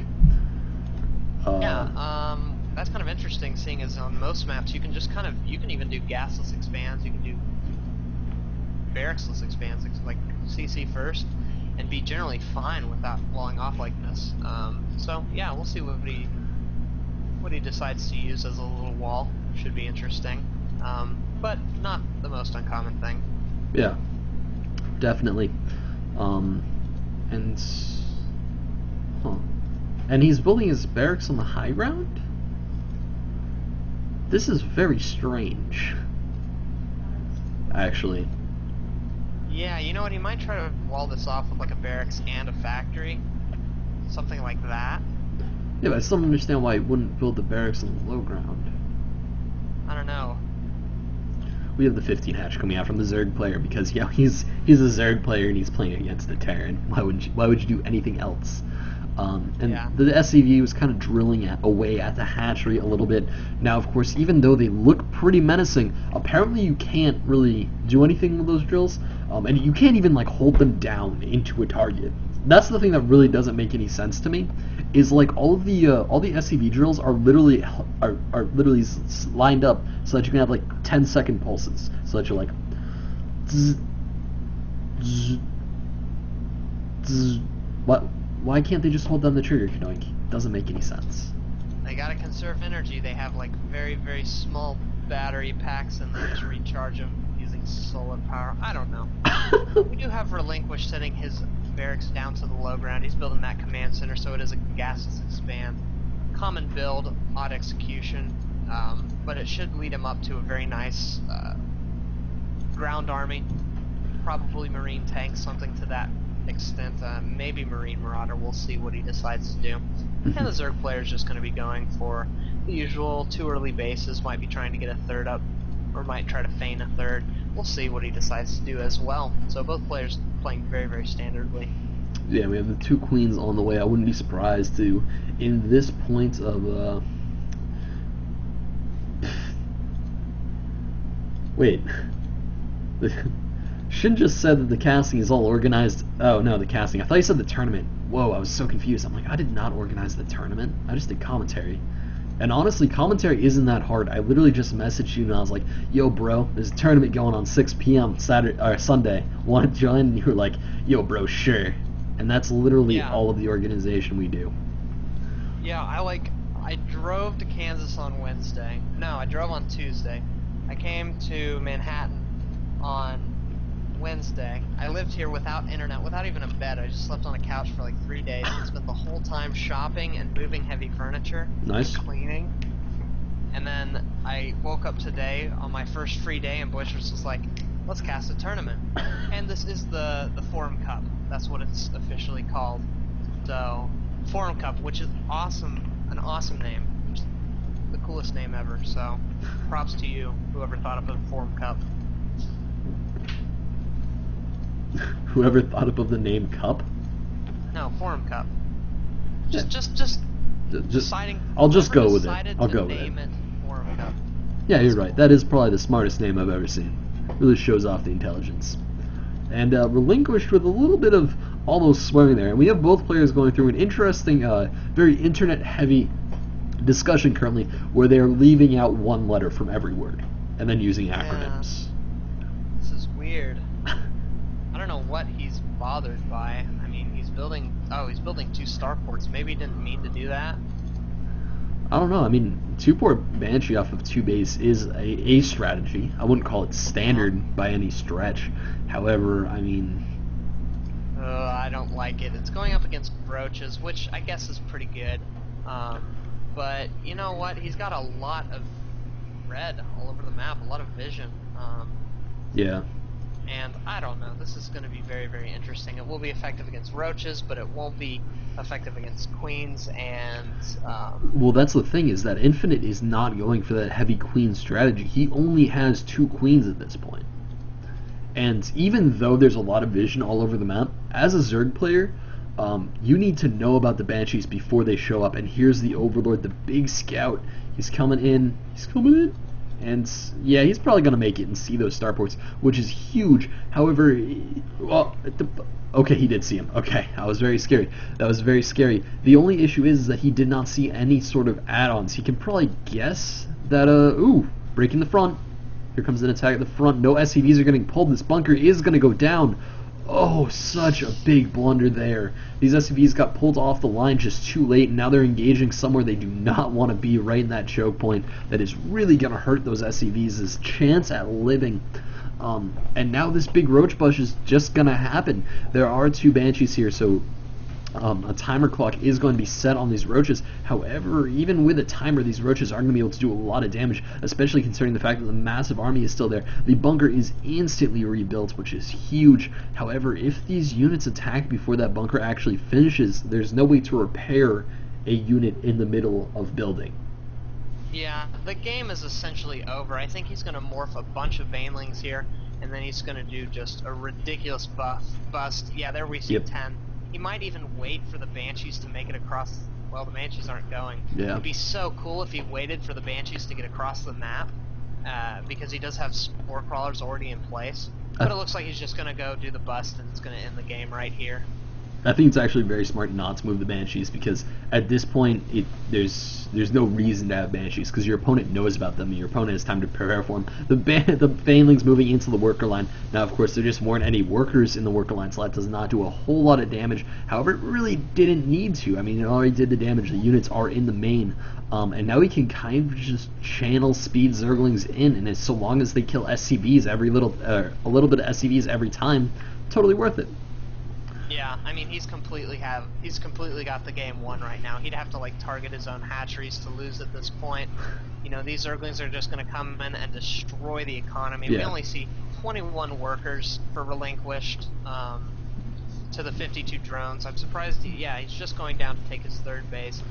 The only threat are Banshees, and he already has Spore Crawlers up. Even if they're cloaked, even with this large 4 number of them, between the Queens that he has and the 3 Spore Crawlers on each base, there's nothing that can kill Infinite at this point.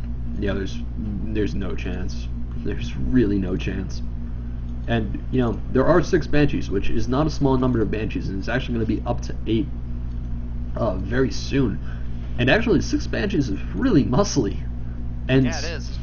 Infinite hasn't made any extra Queens, and extra Queens are very, very large in the Spore Crawler defenses, purely because of the fact that they transfuse. Yeah, but there are 7 spore crawlers on the map going down, 9 going down right now. Yeah. He's just going overkill, which is completely fine, and I'm gonna sneeze here in a second. That's perfectly fine. But of course, these Banshees, they're gonna hit the natural before a lot of spore crawlers are done, and I think he's starting to stabilize, to be honest, which is a very big thing to say, but it's true. His income is not going to be nearly as good as his opponent's for a very, very long time, and there are Mutalisks on the way, but he's not losing any more units. So the Zerg player's kind of backed off, and the Zerg player also can't take a third until those Mutalisks are up. There's no way he's going to get a third. It's just never going to happen. Which is pretty huge for the Terran player. I think the Terran player should be trying to take a third at this point, because he's seen inside the Zerg base. He basically knows the Zerg doesn't have an army. A couple of drones are coming down to try to build a hatchery, but it's just not going to work. Not one little bit. All those Banshees are still there. These Banshees numbers are still amassing, which is a bad thing at this point, because he's about to switch into Mutalisks, and Mutalisks are kind of what you don't need against this force. Drone scout. I think he was going to try to build a hatchery at the 4th, but there just was so much there. 13 Mutalisks on the way, and this is really the danger tech switch. Yeah, this is going to be so huge. He had a huge stockpile of gas because he was really only building Zerglings and a few roaches and some spore crawlers. So 14 Mutalisks can kill every single one of those Banshees. It can kill all of these Hellions, no problem. There are no turrets right now on the way. I do not even think, yes, he's just now putting his engineering bay down.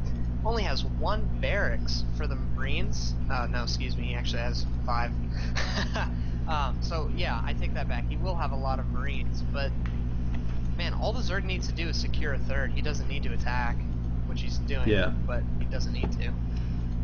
Yeah, and if you look at the field, there's also no, there's actually absolutely no missile turrets down yet, and all the missile turrets are coming down. However, the Mutalisks are already in the main base, and they're already killing everything, and the Marine count just really isn't there to deal with this. The Marine count is actually lower than the Mutalisk count, and those Marines don't have medevacs, and medevacs are really what allows Marines to be so cost efficient against Banshees.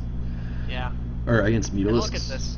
Yeah. This is so smart, just going for a 4th base. Now that he has map control, he knows that he can just take as many bases as he wants, and that's the only thing that was keeping him behind. Yeah. And so these Banshees are going to cancel it just by the virtue of the fact that these Mutalisks are out of position. Ooh, unless they just go by it without seeing it. They're going to cancel the 3rd instead. Or, well, they're going to try to kill the 3rd, maybe? Okay, no, they're going for the cancel. Alright, there we go. So the 4th is going to go down. The 3rd is kind of in a sketchy spot too. The Mutalisks are racing home, and actually the Banshees are just going to sit there at the 4th and await death, essentially. Yeah, they're going to get killed here. And huge blunders by Infinite. I haven't seen him cancel any of the hatcheries. I've only seen him get destroyed. I think he's canceled like 1 or 2 of them. I saw a couple cancels, because I saw a couple drones popping up from the corpses of abandoned hatcheries. So I'm pretty sure he's canceled a few of them. There goes all the Banshees just completely getting crushed. And that was really the last chance Relinquished has, and that was like a snowball's chance in hell.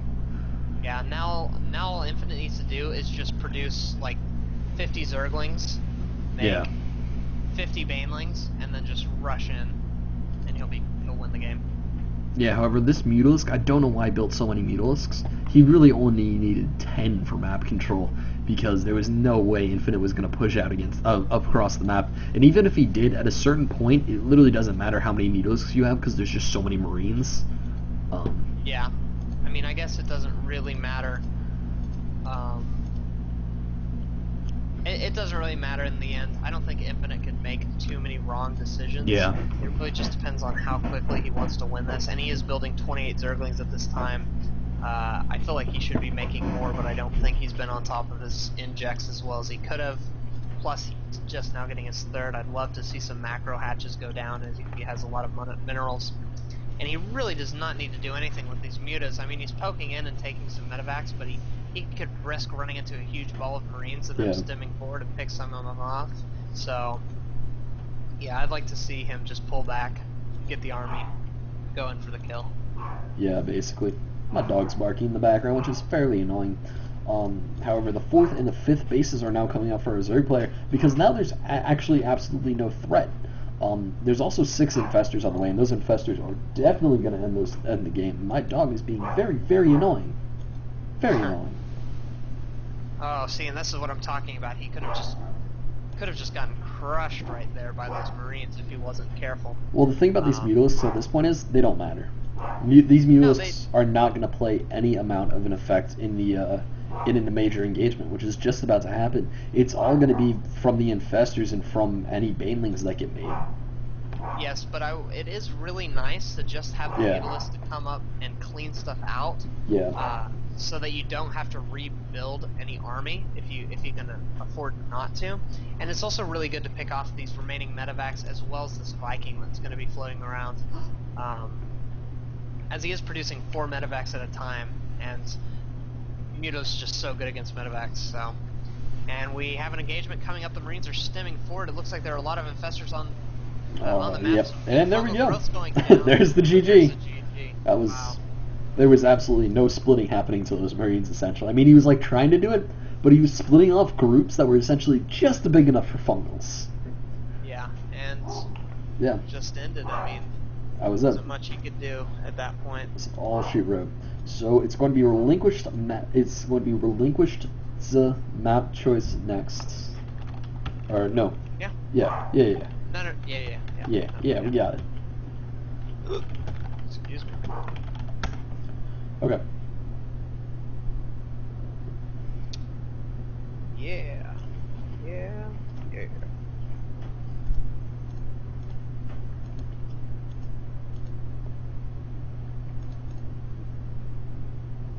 All right, I'm actually got my music all lined up. Sweet. Yeah, that's right. The game is currently still going. Is it laggy? Let me see. No, it's alright. If there's any lag, it's probably my end. Yeah, it looks great, actually. Sweet, you actually fixed my stream. A little bit of blurriness, but I mean, yeah, screw. That's obvious. Yeah, whatever. I'm gonna blame your internet for that annoying, even though probably everybody's having it. It's all of your internet's fault. No issue, no fault on my end at all. Yeah, nobody's internet is perfect. Yep. We're hanging pretty steady in viewers. I appreciate everybody that's watching this currently. I actually love you all. Same here. Yep. So Godoy, how long can you stay? I don't know. It's creeping up on 6:30 here. And I don't know when Sean and Chris want to eat, but we're gonna cook up some burgers. I'm not sure if food is really a requirement. Well, I mean, we have to sustain ourselves, you know, one way or another. That's a good point. I probably shouldn't say that food isn't really an issue as I just sit here eating popcorn shrimp. That's true. That and I really want to, you know, I don't want to leave them to make the burgers on their own. No, of course. Like that. You don't want them to fail and poison you? Is that what you're saying? I am sure that they will make fantastic burgers. I just want to pitch in and be a contributing member of this family that is the awesome house of Sean, Chris, and Chris. AKA you're afraid they're going to poison you. No, I'm not afraid they're going to poison me.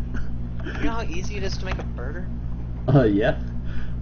But I think you're still afraid they're going to poison you. I mean, if they do, it'll be intentional. Of course. Alright, I have music, but the next game's about to start, so I'm only really going to play it. I need an invite. Oh, right, you should probably get one of those. 1 second, Yo. suggest Kadoink. Just by the way, guys, this is currently a Blue Sky Black Death channel. It is Shadows Forever Instrumental. Oh, they have 3 hosts.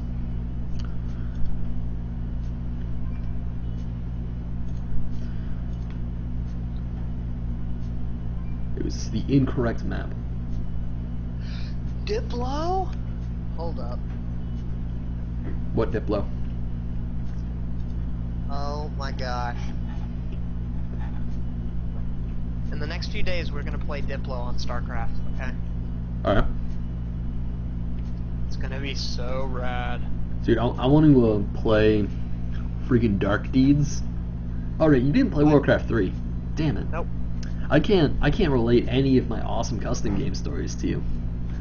Like, you didn't play Brood War. I can't relate my awesome stories to you. Oh well, I played Brood War. I just didn't play online. You just didn't really play Brood War. I was like 6. Dude, I was 6. No, you I weren't. never stopped. I almost literally just closed StarCraft. That would have been bad. I mean, not nearly as bad as if like I had closed StarCraft, because then it literally would have just gone to a blank screen on the stream. Yeah. Which would be awkward.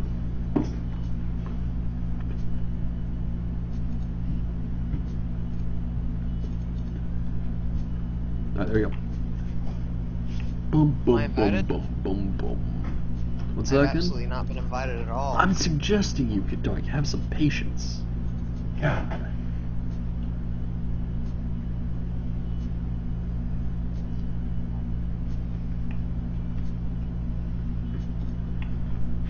Oh my gosh. Patch notes. Reviews. Patch notes for what? For Diplo. Are you ready to go? Alright, I'm ready. Sweet. Rearing to go. We don't have any chit chat in the chat. Come on, guys. Make some noise. Make some internet noise! Yeah, we're on Ohana. Oh, dude, I need to find where the campfire is. Oh, there it is. I know where the campfire is. Oh, it's your turn to introduce. Alright, spawning in the bottom right of Ohana, which does mean divorce and broken stepchildren. We have Relinquished, the pink Terran player, and up at the top right, we have the green Zerg buddy, Infinite, and for those of you who don't know, Ohana actually means family, and there's this joke where literally everyone says that, and so I thought it'd be funny and say things that were kind of the opposite of family. They're talking about bacon. You should never refuse bacon. Bacon is really overpowered. I mean, like, in Super Monday Night Combat, it literally makes your hero god. Really? Yeah. I mean, it, like, boosts everything you have. It increases speed, reload speed, recharge speed, range, and damage, I think. Wow. It's insane. You should never refuse bacon. Well, bacon is a lovely treat. It is Luckily, indeed. here at the House of Kadoink, we do have a round bacon tray cooker. Really? Wait, is it for like a microwave? Yeah. Oh my god. It's gonna be awesome. Make some BLTs. I just cried a little bit inside. BLTs are the best. No. If you don't know. I mean for the microwave tray. I cried for the why? microwave tray. Why would you have a microwave tray? These things are Why nasty. not? Why wouldn't you just have like a nice cast iron skillet? Oh, I do, but Oh. I'd rather just throw them in the microwave. Bacon is bacon. It doesn't matter how it's cooked. It all tastes the same. I don't know what you're talking about, sir. As don't long know as what it's you're talking crispy, about. everything is good in the neighborhood. Dude, I was eating bacon the other day, and I wasn't really eating it. I was actually preparing one of the most epic sandwiches ever, but as this game starts, I'm actually not going to explain that. But I had this bacon, and it was like, I had 4 cups of bacon grease after I was done cooking it, because I cooked like 2 pounds for this sandwich. There was so much bacon grease. 4 cups. Did you finally make that epic sandwich? Yep. Kadog knows what I'm talking about. Was it good? It was so good. Oh, jeez. It took us literally 14 hours to make. It was so good. Wow. 14 hours. Yeah, it was an all-day project. We have people in the chat making noise. Dude, SGTV, you're a baller. You are a TV baller. A TV baller? What? I don't know. That's his name. And so we do have the Terran player going for, once again, actually no, going for probably the 15 guests to expand a great build. This is the build I've literally done from Platinum League all the way up into Diamond League where I'm at now. It's a fantastic build. He's going to be putting that factory down. Not getting his second gas yet, so I don't think we'll see... he is getting his second gas now. So we'll probably see Starport play. Oh, actually, he might be going for Double Hellion. I totally forgot we were doing TVZ. I was gonna be like, nah, Banshee play didn't work out for him last time. We just saw 4 Banshee games in a row, and I know. Banshees, like my least favorite unit. I actually just realized that we have seen like 4 Banshee games in a row. So we might finally have some level of diversity. If he 1-1-1s, okay, thank goodness we do have... Oh no, a tech lab. Oh, good. If he 1-1-1s. Another tech Oh lab. yes, it's a 1-1-1. The battery's going like Rodder tank. Oh, what? Okay, wait, there's no starport yet. Huh. 150? No starport. What is this, Marauder tank? No. Why am I thinking that? Sorry. Reapers. Reaper. Reapers? Reapers are like literally the worst unit in the game. I'm not so sure about that. Okay, well, Banshees then Reapers. I'm trying to think of a unit that's worse. And you can't. I can't. He's getting siege mode. That's good. That's a reasonable thing to do. Yeah. It's going to be like a Reaper siege tank attack. This is so weird. This is so weird. Hey. Reapers are awful. Hey, at least it's not Banshees. Oh, he's getting a starport. Oh, yes. But it's all the way in his main. Huh. So. He's gonna do, like second racks. Reaper medevac into Reaper drops. Reaper drops is like literally. Oh nope, it's Banshees. Oh jeez. Oh, Kadunk, you must be so happy. I hate to bash my fellow Terran players, and I hate to bash players in general because I try to be generally very positive. I use general like 4 times in that sentence. But Banshee Banshee Reaper is probably the worst build I've ever heard of. Like, this just is gonna flat out fail. I'm calling it. It's just gonna get crushed. Either that, or it's going to win hilariously well. Yeah, I mean, if he wins, Infinite's gonna be kicking himself in the butt. I mean, actually, there's one big thing that Reaper Banshee is going to have an advantage with, and that it's going to be very good for dealing with spore crawlers. Yeah. And that's really the only positive thing I can think about. Because, Reapers do a lot of damage to buildings. They do 30 damage per hit to buildings. They have like 15 DPS versus buildings, which is pretty insane. Plus the Banshee's damage, and that's pretty ridiculous too. Yeah. Yeah. But we have spore crawlers already on the way. We have +1 attack and defense, so that's going to make the drones a little bit harder to kill. It's going to allow them to use Zerglings to kill those Reapers a little bit quicker. Relinquished what? Just to point it out, Relinquished locked his tanks in. Did he? Yeah. Oh, that's a huge bummer. Oh, this is awful. Yeah, this is gonna Tank, Reaper, Banshee. And there's a changeling with the army. There's a cool purple marine with them. Look at that guy. What a baller. He doesn't want to be pink. Purple's the way to go. Look at this. This is just gonna get eaten. Yeah, the Banshee or the Banelings are on the way. Yep. Yeah, this isn't. I don't know. I don't like it. I don't like it one bit. Siege tanks are gonna be negated by Zergling surrounds. Ooh. Just go for it. He's going for it. The Zerglings are coming in and picking off the siege tank very, very quickly. The Reaper's doing absolutely nothing as usual. Popping up on the cliffs, which is actually a little bit nice. But the Zergling's just gonna come up. Ooh, Baneling hit on them. And yeah, the Banshee goes down. So does one of the Reapers. So do both of the Reapers. And Terran is left with Donut. Nothing. Yeah, Zip. nothing. He's got a tank. He's got a Banshee. And the Zerg player is just so ahead. Oh my gosh, this is the ultimate wreck of trains. It's like a siege tank wrecking into a train. A siege tank wrecking into a trains? Oh man, yeah. that wouldn't go well. Bringing some noise too. Good for you. Oh, siege tank goes down. Yeah. No, this is over. I don't see a situation, because this isn't even a full wall off at the front. Like, if Zerglings just came down here, they would figure that out, and the game would be over. Yeah, I mean, they're gonna figure it out now. Yeah. Oh. I like how they started gnawing away at the buildings, and then they're like, wait a second. Yeah. Yeah, no.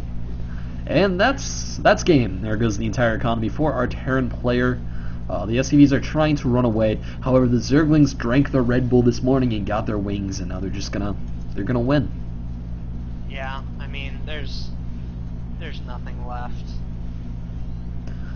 He's lifting his buildings in desperation. He really wants that $50. Yeah, but I just don't see a way for him to actually keep going. I mean, how many workers are left? Units. There is 3 workers left. That's not a situation you want to be against 38 drones. And oh, whoa, only 38 drones? Yeah, that's actually like the lowest drone count. That's really low. I guess he like just smelt blood in the water and went for it, which is perfectly fine. And oh Yeah. no, GG. Just leaving the Yeah. game. Oh, I feel so bad for him. But man, if you're gonna go Reapers, You should expect it. ouch. So the guy who originally made noise was actually a good friend of mine. Oh really? Yeah. And he wants me to be wrong, but of course I'm not, because Reapers are horrible. He's actually a Terran player. I mean, he's like a Wood League Terran player because he doesn't play StarCraft like at all. But I mean, Oh, okay. he's still a Terran player. Yeah. Well, props to you, Terran, for the win. Yeah. Raffle at that build, I know. Well, you know, he's trying something out. And, Yeah, it's just something that didn't work. You know, if he's in Diamond League, he's pretty good. Yeah. Props to him. You know, I don't want to make you feel bad at all, but just don't build Reapers in a tournament or ever. Ever, yeah. Actually, I saw Marine King build, do against Zerg, he did Mass Reaper Marauder. That sounds hilarious. I mean, he lost horribly, but it was actually surprising how well he held on. But yeah, definitely interesting. Alright, looks like our next game is going to be put up here. Cool. Let me ask Sean a question. Sean, when do you want to eat? Okay. Cool.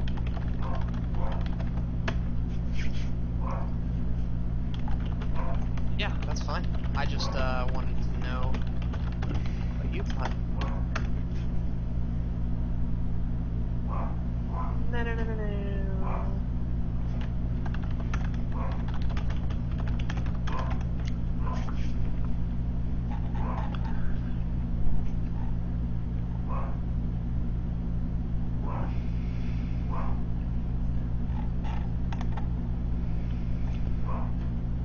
Alright, I'm trying to get the round 3 map slot. We can get our next one Round going. 3? Yeah. We're about to hop into a round 3 game. How? Oh, they decide? Okay. What the hell? He lost. Oh? Relinquished, or Infinite lost. Wait, did he lose the first game? No, he won 2 games in a row. Sorry, he won one. Yeah, So yeah, he wins. yeah. So they don't have to go to game 3. Yeah. So we're going on to a next series.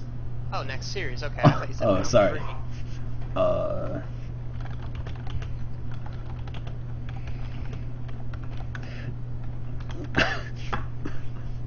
Alright, so Shin apparently wants it to be like a democratic solution in round 3, which isn't a good idea. I had to inform him of that. Wait, what? He wanted it to like the first map be a democratic solution. 1 second. Element.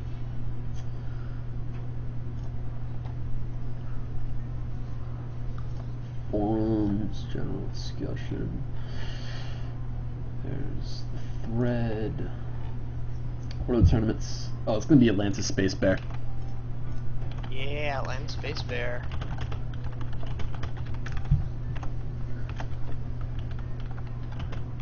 Great map indeed.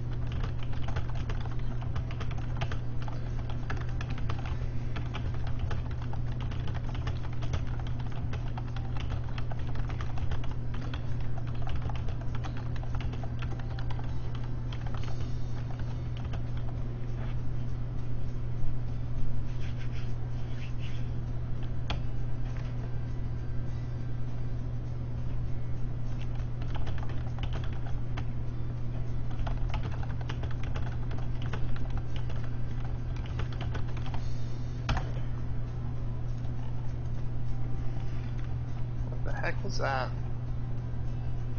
Oh. Yeah, how did I hear that?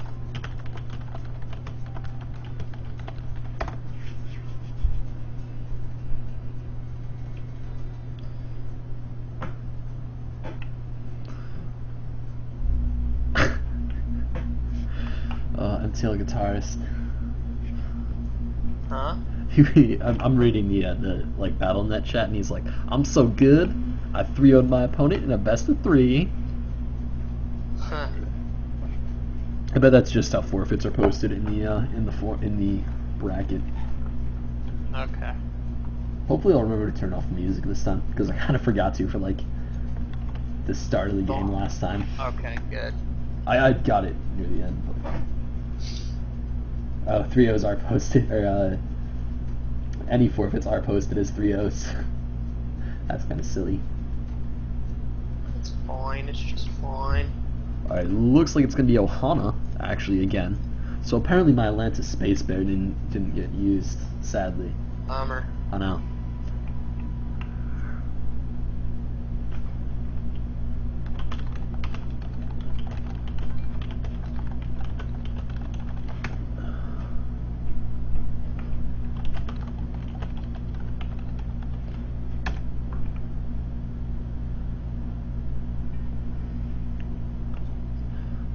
Why did Cheese just leave the game?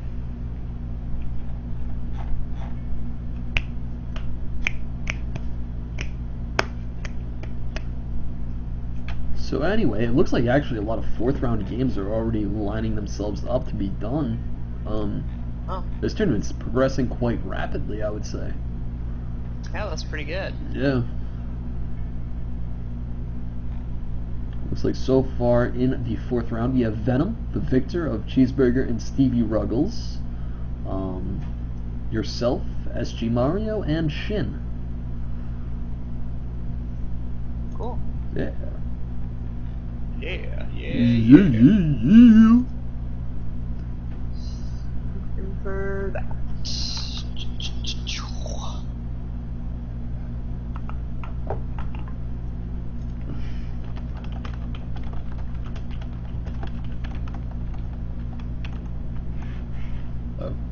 They won.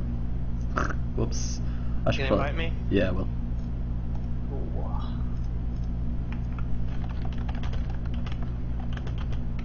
Oh, it looks like we have a ZVR. Really? Yep. Good deal.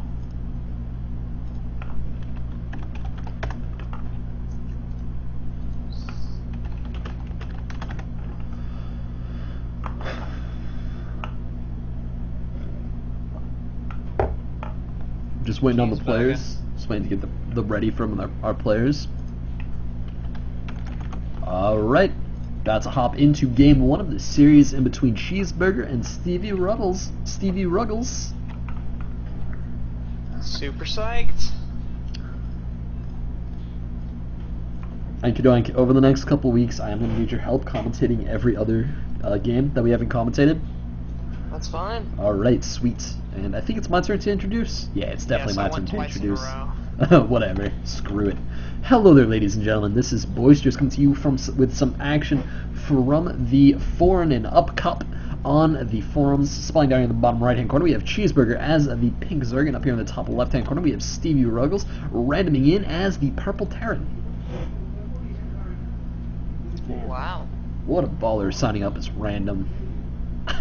Yeah, random imba. Random, so his opponent does not know he's Terran. Yep. Oh, round 4 is going to be the last round today. Alright, so the semifinals and the finals are going to be next week, or at some point in the future. I'd love to cast those live. It'd be awesome. Alright, sweet, could I me and you all the way? Yeah. Yeah, dude. Yeah, dude. Yeah. I still can't do that noise. You know, where you just like the Jersey Shore, like just rapid yes. Yeah, I can't do it. You're up in the north. I feel like you'd have a better shot at doing that. I don't live on Jersey Shore though. That's true. Thank goodness. Anyway, we do have the Terran players, StevyRuggles, going for barracks at his ramp, pretty usual thing. The Zerg player is going to be going for an expansion here pretty soon, I imagine. He'll be going for 15 hatch. Yeah, sending out the drone at the... Whoa! Actually going for a spawning pool. Man, what a rebel. I think this is because he didn't scout Terran yet. Yeah, he actually has no idea. In fact, he has to drone scout. So 15 pool is a little bit safer, I guess, than a 15 hatch. Alright, I can remember to turn music off, don't worry. You turn the music off? Yeah. Was it going? Yeah, a little bit. Good. Boisterous. We have man, dude, I got professionals on the lock. professionalism to the max. Boisterous is running the stream, just so y'all know. Cheeseburger is getting his expansion up. Usual time. Yeah. I wouldn't say usual. I mean, versus Terran, usual is 15 hatch, and this hatchery is definitely but later. Not a horrible time. Yeah. Just a different time. It's only, equal to the Terran's expansion. Yeah. Which is something that you never see ever, in case anybody was wondering. Literally never ever. Ever never, actually. However, this is going to allow them to get a much faster speed, which is something that a lot of Terran players don't deal with at this point in the metagame. Because most Zergs just don't get speed until, like, literally they need it. Until, like, the Terran push is coming and they're like, alright, we should probably drop an extractor. I hear that speed buff is pretty good. Yeah, it's actually really, really good. Yeah, he does have a kind of earlier extractor. And Cheeseburger just got his scouting overlord sniped, like, before it did any scouting at all, I think. Yeah, that completely sucks for him. Getting supply blocked even, and in fact his next overlord is not even close to being done, so he can't even drone, which you really want to be doing at this stage of the game as Zerg. He's going to be getting 3 overlords, as well as that Zergling speed. I guess that's pretty good. If you can't build units, go ahead and get that Zergling speed. Well, actually, that wasn't that bad. The really bad thing is when you hit 3 larvae at your hatchery because you're supply blocked. Anything below that you can deal with. It's definitely not optimal, but I mean, in the end, you're losing like pennies worth of minerals, whereas if you start losing larvae, your larva starts getting blocked up, you're just losing so much. And I've said this before in some of my commentaries, but I just need to get your opinion on it. Queens are like Zerg production facilities, aren't they? I don't know why nobody has ever like just tried to snipe off queens, because if you snipe off a queen, you're literally cutting a hatchery's production in half. Yeah, no, people do on the very, very highest level. I don't know why players on the lower levels don't try to pick off queens a lot more, because they really are. I completely agree with your statement there. They definitely are the production. You know, you get 4 extra larvae each time, and that's 4 extra units. That's 8 extra Zerglings. That's 4 extra mutas, 4 extra corruptors, whatever. 4 extra drones in the early game. 4 extra drones. If you're able to pick off a queen, they have to build another one, which takes a good bit of time. Yeah, it's like 40 seconds. It's literally like building another reactor, essentially. Yeah, absolutely. So, I agree. I don't know why players don't try to get those a lot more. And it looks like we have a pretty heavy Zergling all-in currently. There's no drones at the natural, and there is a bunker up, which puts kind of a damper in this, and, the main's walled in and everything. That's kind of awkward. However, the SCV pull is so late, and actually this bunker's going to go down. Wow! This might actually kind of work, or at least deny the natural, which is pretty big. I doubt he's going to break into the main base. If he did, I would be astounded and surprised. But at the very least, he's going to render this natural unmineable for quite a while. There's the lift on the orbital command as per average. And actually, this supply depot is getting really low. However, there's too many SCVs here for these Zerglings to actually do it.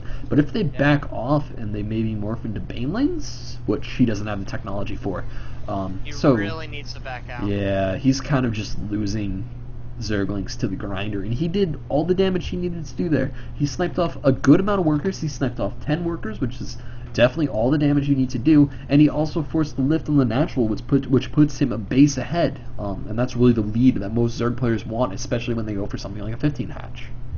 Yeah, I'm shaking. Oh man.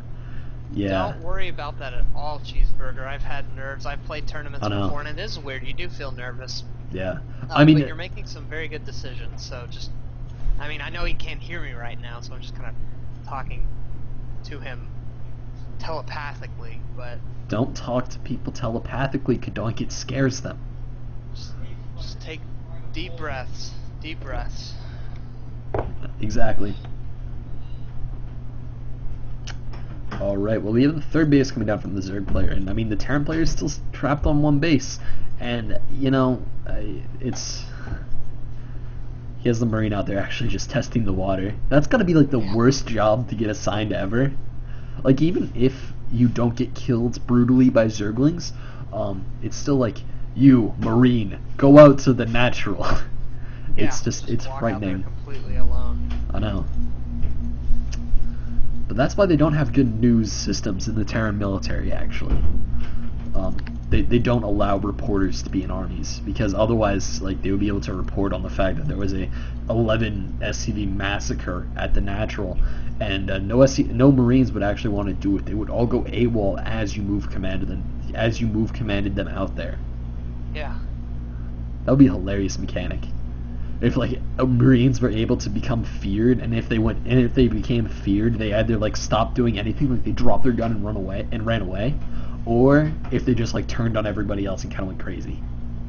Yeah, it would be so but crazy. Hilarious. It'd be ridiculous. I don't know. It'd be kind of a weird mechanic. It would be stupid as hell, but yeah. Yeah. Coming back to the game, we see that Cheeseburger is being very active with the Zerglings, picking off an SCV, and just getting his third base up. He's getting some good infrastructure, +1 attack, +1 armor. He's getting Baneling speed as well as his infestation pit and some more extractors, so he's going to have a nice Zergling, Baneling, Fester force. And with this Terran player just now taking his second base and being cooped up like this, Cheeseburger is looking very, very good. Yeah, he is. And you know, StevyRuggles is definitely, he's coming back, he's recuperating, but it is a long fight up from losing your natural for 4 minutes. Being on one base, especially versus a Zerg player that's going up to 3 bases, it is a huge hit to you, both mentally, and which is very important in a tournament, and also just economically. Yeah. Absolutely. Yeah. Absolutely. Indeed. Yeah, so not much is happening, just some upgrades going on for both players. Cheeseburger is going up to a hive. He's also getting his infestors out. Yeah, I would be expecting a Broodlord play, honestly, at this point. There's no reason not to.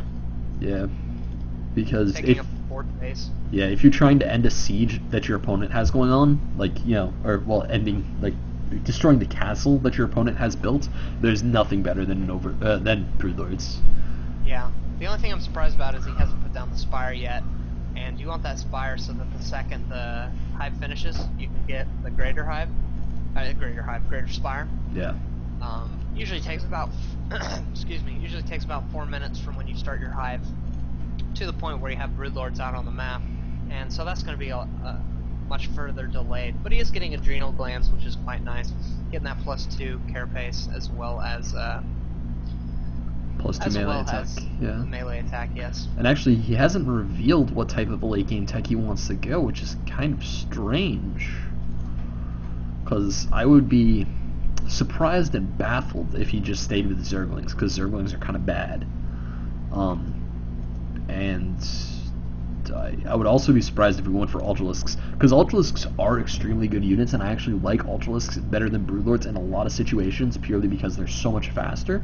However, when you're trying to end the game and you're trying to kill your opponent, Ultralisks just can't get it done. They cannot bust up a ramp. It will never work. You will never bust up a ramp with Ultralisks. It's not going to happen.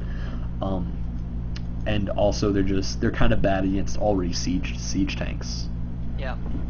Looks like StevyRuggles trying to land his command center, but there's a bit of Zerg creep there just blocking the way. Yeah. Huge swell of Zerglings running across the map, morphing into Banelings. Looks like he wants to do a huge bust and getting that Ultralisk Cavern.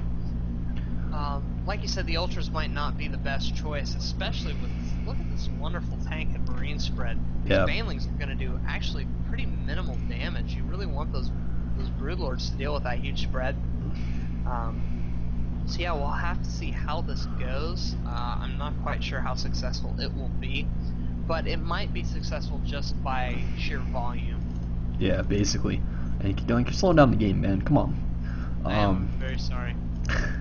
Anyway, these banelings, I think the main thing that these banelings need to do is they need to break down the walls at the ramp. And honestly, I would actually just like to say another thing about Ultralisks. Ultralisks, if you're gonna go them in the late game, get a Nidus network. It's so key. Because again, you can't break up ramps with Ultralisks. You know what you can break up ramps with, though, is Nidus worms. If you Nidus while you're like breaking the front with your Zerglings and your Banelings and you're just trying to kill stuff, if you then drop a Nidus worm, he's A, not going to be able to deal with it, and B, having Ultralisks in your base is not a favorable situation. It's just not. Right. Yeah, you do not want that in any situation. You do have a small force of Marines moving out, just kind of checking things out. I'd like to see it be a bit smaller as it's not going to do any damage. Oh, and he's actually going to do a drop. Yeah. Which is the right kind of thing you want to do in this situation, but it's going to be so hard for him because he's let the Zerg opponent just get a massive army, and he can really afford to deal with drops. Yeah, the Zerg player is going up to 5 bases, which is just frightening for any Terran player out there. If you ever see a Zerg player on 5 bases, like that's the stuff of nightmares.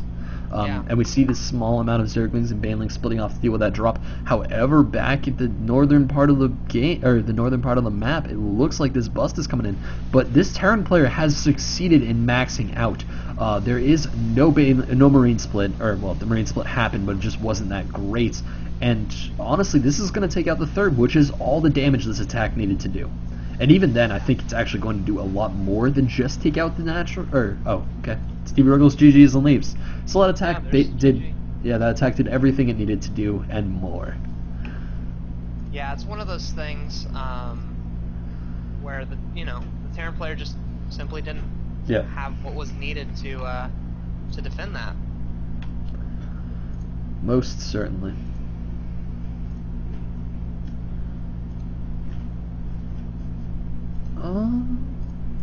Okay. So Cheeseburger goes up 1-0 versus StevyRuggles. This is actually probably going to be like the second to last series that's going to be for tonight, as the semifinals and the finals are going to happen on a different day. And I'm going to try to put up a title yet again, because I feel like I can do this. I know I can do this. You most certainly can. Thank you for believing me, Kidoink.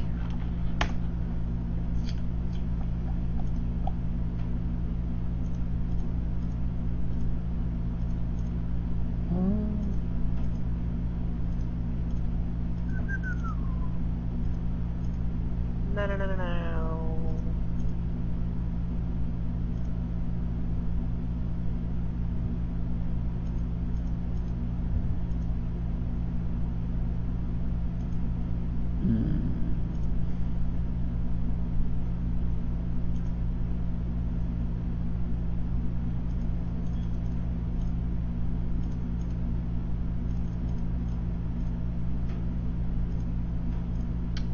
Or maybe I can't figure this out.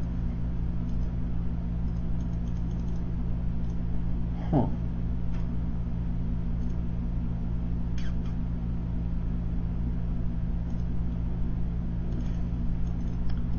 There's literally no button that will allow me to change size.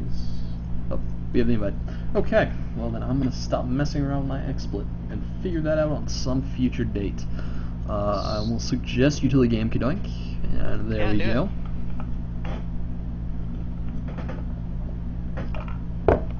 Yet again, it is going to be Zerg versus random, so we could see any of the 3 matchups here. Nobody actually knows what matchup it's going to be. Yeah, very true.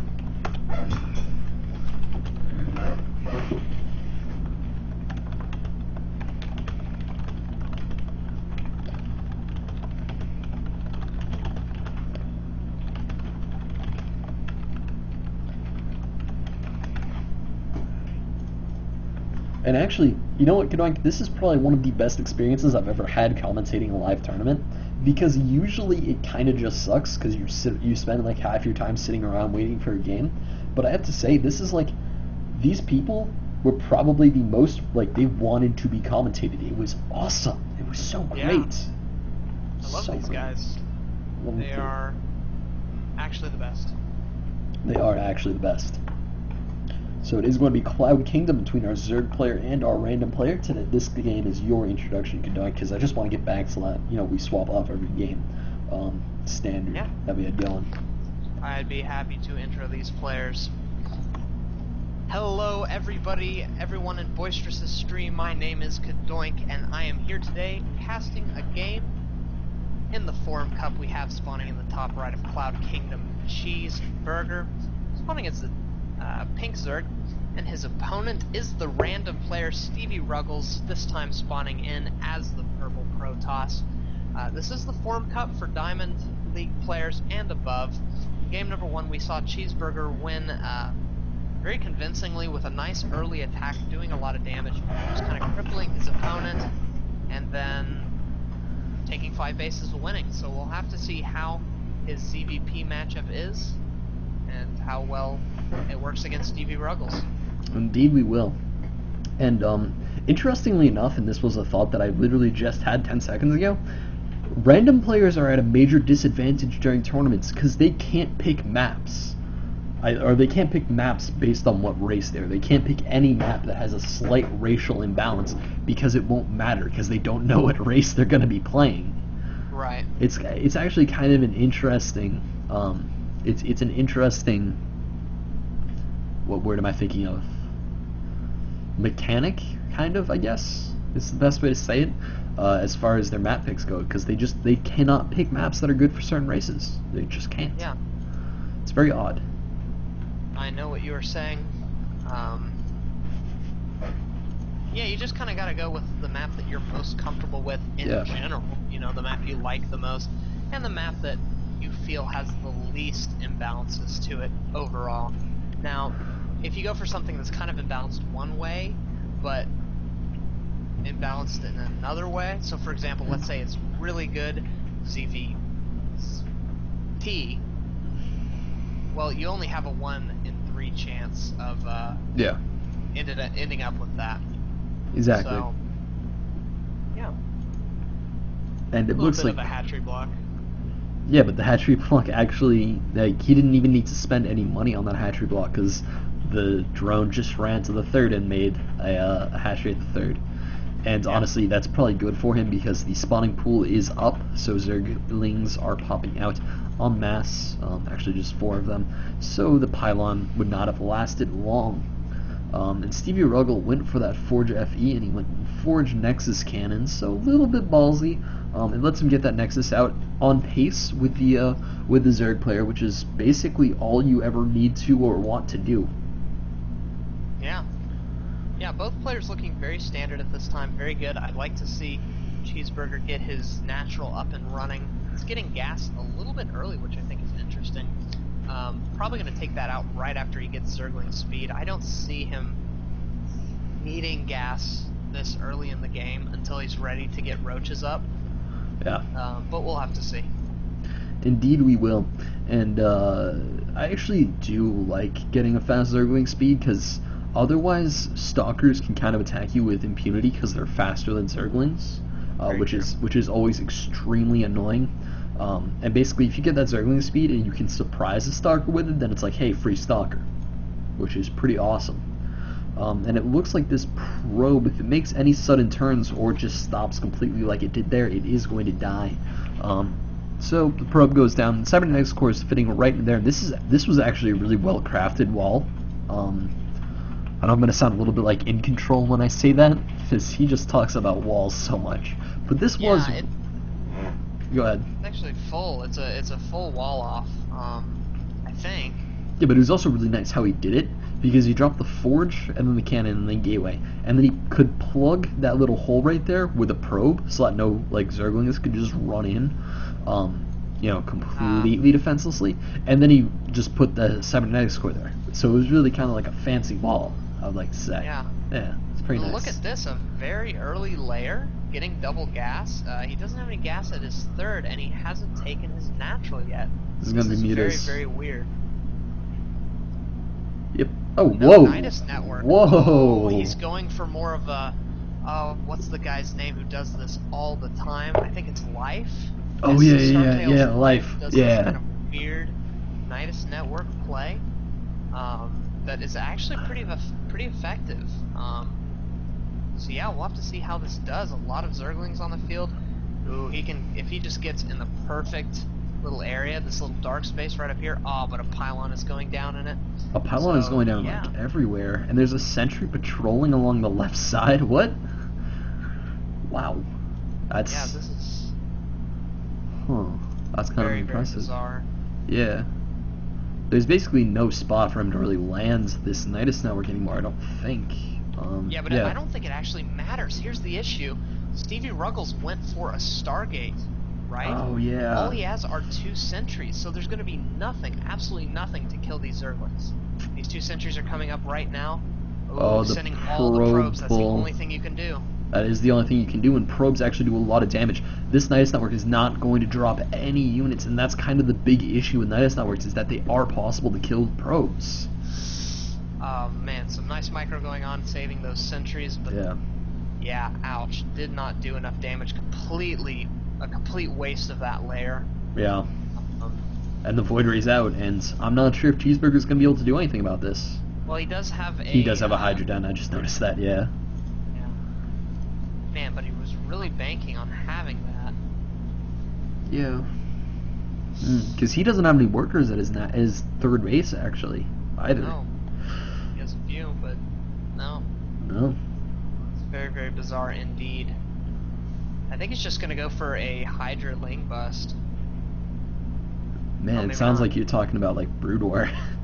I know, right? But the thing is using the Nidus to get the Hydras across the map. Oh, yeah. That is also a strategy that I don't think people use enough. Proxy Niduses. Yeah, it could help. I don't know. It just... Well, no, I mean, like, in general, not in this game specifically. Just, like... Right. I do like the Nidus network. Luckily, I think it's getting some buffs in Heart of the Swarm, so that'll be really, really nice. Is it? Nice. Yeah, I think so. I forgot what. Yeah. But it's getting some sort of buff. I remember reading a troll thread somewhere that, like, it was going to allow, like, launching of units, and I was like, yep, okay. Yeah, right. Which would be hilarious. I mean, Baneling Cannon? Look at this, mass sentry, and he's destroying the gateway? What? That's odd. Yeah, destroy the Forge. Don't destroy the gateway. That's very strange. My goodness, that was... I mean, he's still going up to 7 gates, so it kind of makes sense. No, he's not even upgrading anything. Okay, fair enough. Completely useless. Fair enough. I mean, it doesn't... It's 150 minerals. It's not... Yeah, either huge, way, but the thing is, you might need that warping. Yeah. Oh well, he shall be perfectly fine. He has a robotics facility on the way with an observer coming up. The third base is finally getting dropped from Cheeseburger, and we're kind of at like this odd spot in the game where just no damage has been done to anybody. I mean, Cheeseburger kind of did damage to himself. Yeah, he did. So I guess you could say that. However, really nothing else has been done. It's just, you know, there's a couple Void Rays, there's 1 Phoenix out, so these guys will be able to do something. I just don't think it's going to be super effective because of the fact that the Hydralisks are already out, and there's 4 Hydralisks at that third base, so you probably don't want to engage there. And a lot of Queens. You can see that he really wants that creep spread to be across the map. He really needs it for his Hydras. He can use the Nidus network, but you still want that creep just as an extra bit of security. I love that he's finally got his third base up, but man, StevyRuggles is getting his third base as well, and once a Protoss has a third base, he can really kick it into high gear. Start, you know, getting out some nice units. The only thing I worry is he has a huge sentry force, and force fields are not going to do that much to Hydras. Well, the thing that will really do stuff to Hydras is the Guardian Shield. Yeah, and Colossi that he's building right now. Yeah. So good. You really don't need any force fields if you have those Colossi. Because Hydras actually, they do not live long enough for force fields to actually warp in. You know that force field cast animation? It's too long. Yeah, and look, he blocked his 4th by building a creep tumor there. Luckily, it will be destroyed. Yeah, and I mean, this is really the ideal creep wrap-up patrol, I guess. That 1 observer and, you know, just air units, because they're so versatile, they can move everywhere. And it looks like, is that creep tumor blocking the hatchery? I don't think so. Yeah, no. That one is not. Yeah, He's fine. But Cheeseburger is still in kind of an awkward spot because he is still going for those Hydralisks, and those Hydralisks, as you said, are just going to get absolutely murdered by Colossi. There's actually no way. There's not even a Roach Warren on the map. This is such an odd play. Yeah. He's getting his 4th base up, which is good. See the Phoenixes getting absolutely mauled by the Hydras. It's not really where you want your Phoenixes to be. Yeah. But, I don't know. Both players, like, in theory, look fine. It's just that Cheeseburger isn't making good decisions as far as his unit composition. Yeah, his unit composition is just very strange. I mean... Yeah, I mean, he has 70 workers, which is great. Once his 4th base gets up, he'll need to hit about 80 or 90, but... You know? I don't know. It's kind of hard to tell at this point. Yeah, because there hasn't really been a decisive engagement yet. There really hasn't been an engagement yet. Yeah, StevyRuggles has by far the better army. Yeah. However, I mean, as soon as Zerg starts getting their production into high gear, that changes in 60 seconds. Yeah. And it looks like a Queen is going to try to get sniped. However, the last Phoenix does die, so there's going to be no more of that silly business. These 2 Queens should be able to protect themselves from the Void Rays perfectly fine. Yeah, but it looks like StevyRuggles knows that he has enough to deal with this, so he's going for blood right now, and I don't know what Cheeseburger can do. He really needs a bunch of spine crawlers, but he has no money right now because he's getting all upgrades. This is actually the perfect time to attack. Yeah, this is the anti-timing. I mean, well, not the anti-timing, the perfect timing. Because Cheeseburger's going for Broodlords right now, and he just cannot... so many Hydralisks just getting completely wasted. Ugh. Yeah, this is very, very bad for Zerg.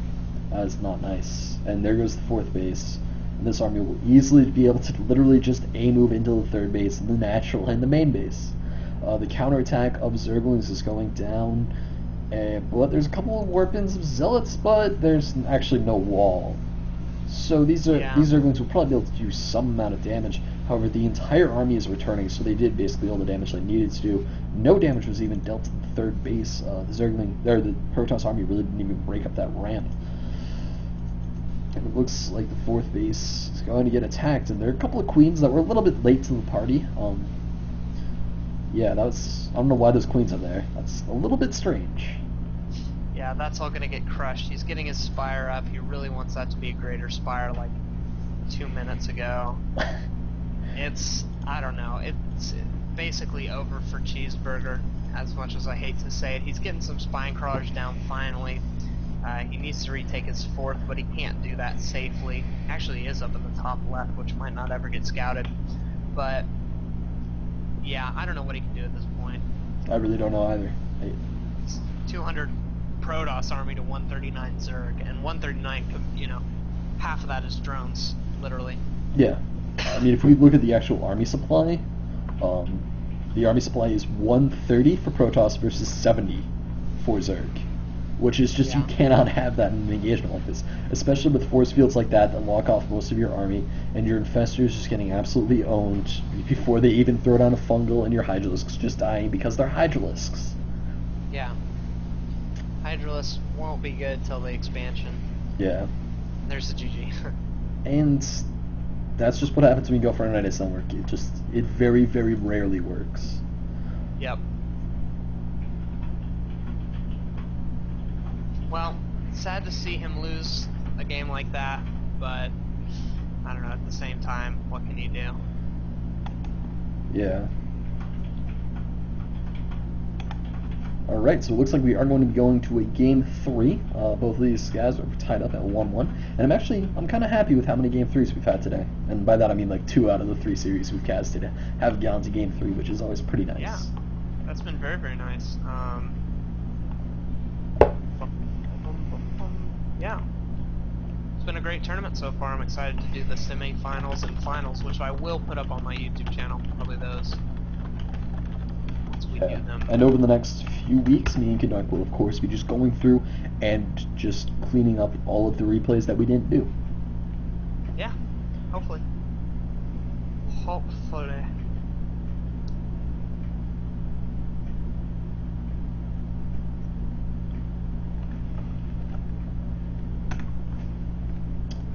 Alright, so we're just going to be waiting for the next game, and I can actually turn on music. Good, please remind me to turn it off, because I will probably forget. try to, but I might not. Yeah, that's fine.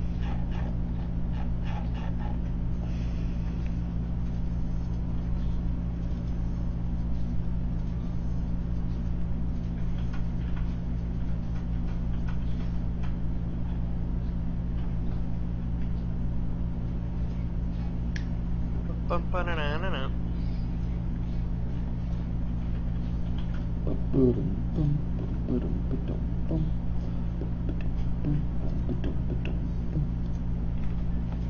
Alright. Alright. Oh yeah. I wonder what the profile for random players is. I don't know.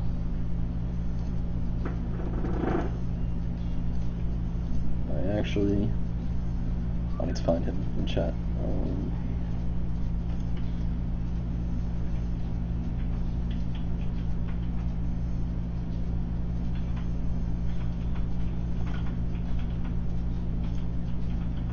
Wow, these are going to be monthly. I'd like to play one.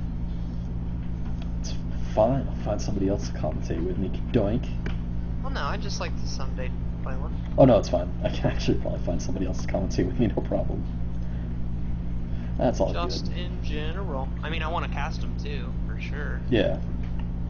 Well, I'll pull you in for all of the random casts just because you seem to have the most time on your hands. Yeah, I'm going to have a lot of time in the next few weeks. This is a really good song. It's very chill. I like it. Who is it? It is Slowly by Amon Tobin. Don't know it. Yeah.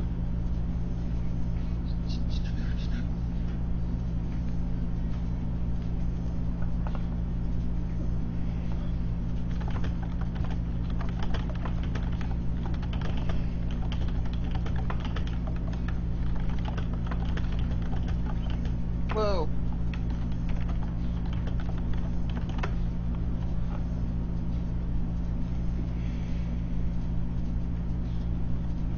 Let's just see, how is the fourth round coming along?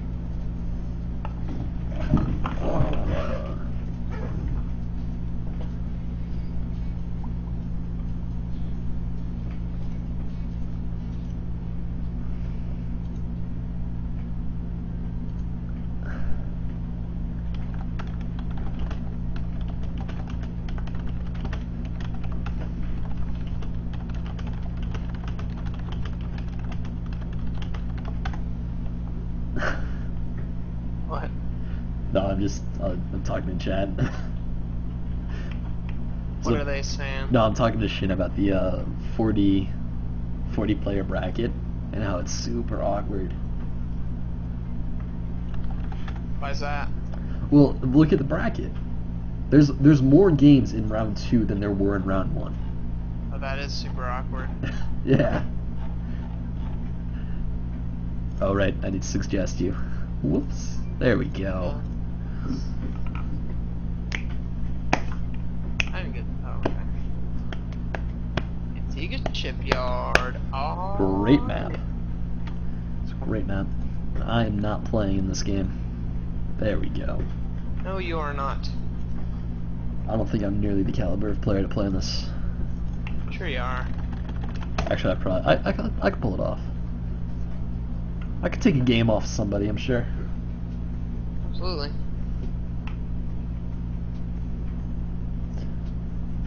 What did he try to play as? Oh, he was trying to play as Terran. Ah, nope, can't do that. Yep, you gotta play as the race you came as. And I think that might have just been because Terran is the automatic.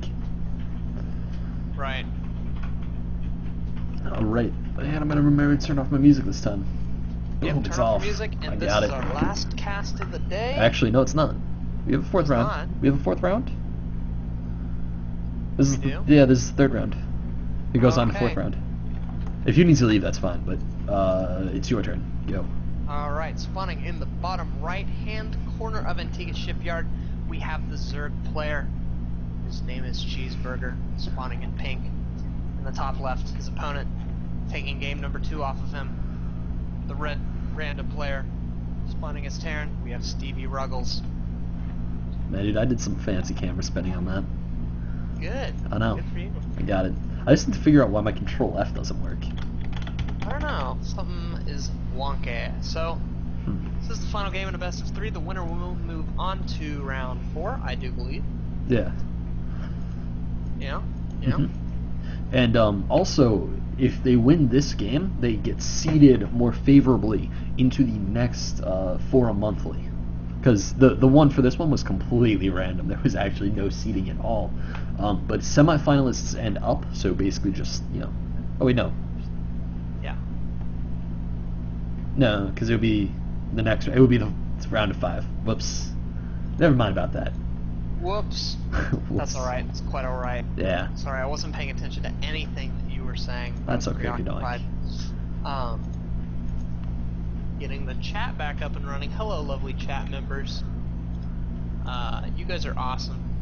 Yep. I see you typing, most of you in the color pink.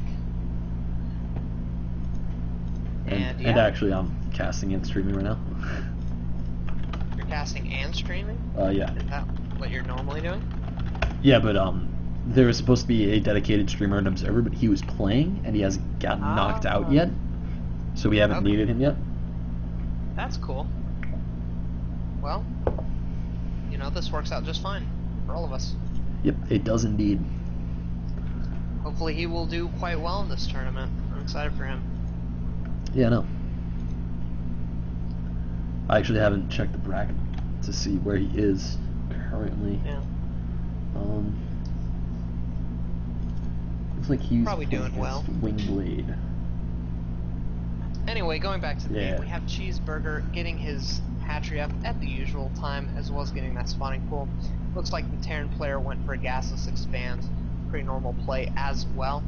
And we did see in game number 1 that Cheeseburger was able to win in the TVZ matchup, so I don't know if StevyRuggles is quite happy about spawning in as Terran. That might be one of his more weaker matchups or more weaker races. More weak races. Yeah. And for a second, I thought StevyRuggles was the Terran player that happened to go like Banshee Reaper Marine Siege Tank. That I remember that he was the one that actually just got his natural crushed. Yeah, that would. Yeah. That was kind of violent, actually. That was really nasty. We do have an SCV being intercepted by these Zerglings. That's going to be really, really useful for Cheeseburger. Knows it's coming in. We'll be able to pick it off a lot sooner. Well, he's actually not.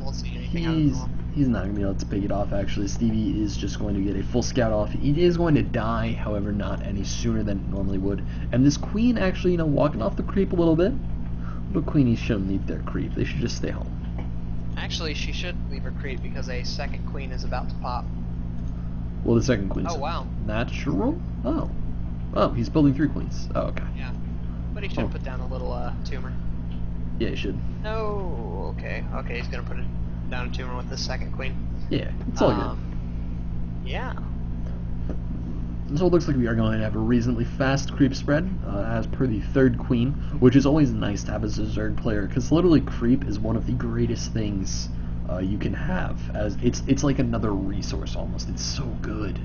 Oh, it's so good. And look at this, a very fast 3rd for Cheeseburger. Uncharacteristic. In the first 2 games, it took him a while to get his 3rd, and I think he's realized that is one of the flaws that's been hurting him. So, getting this 3rd up so early is going to be awesome for him. Well, I don't think he knows that... yes, he does actually know that StevyRuggles has his command center up, and so yeah, he can take that quite safely. And we have StevyRuggles even going for a 3rd CC of his own. Now, of course, this isn't really in position to go and float out and land in the 3rd base position, unless he goes for a super odd 3rd base. And I would just like to say that I think this is actually quite characteristic of basically every Zerg player that's ever played ever on Antigua Shipyard, because Antigua Shipyard is just such a good map to go for a fast 3rd. It's such a good map.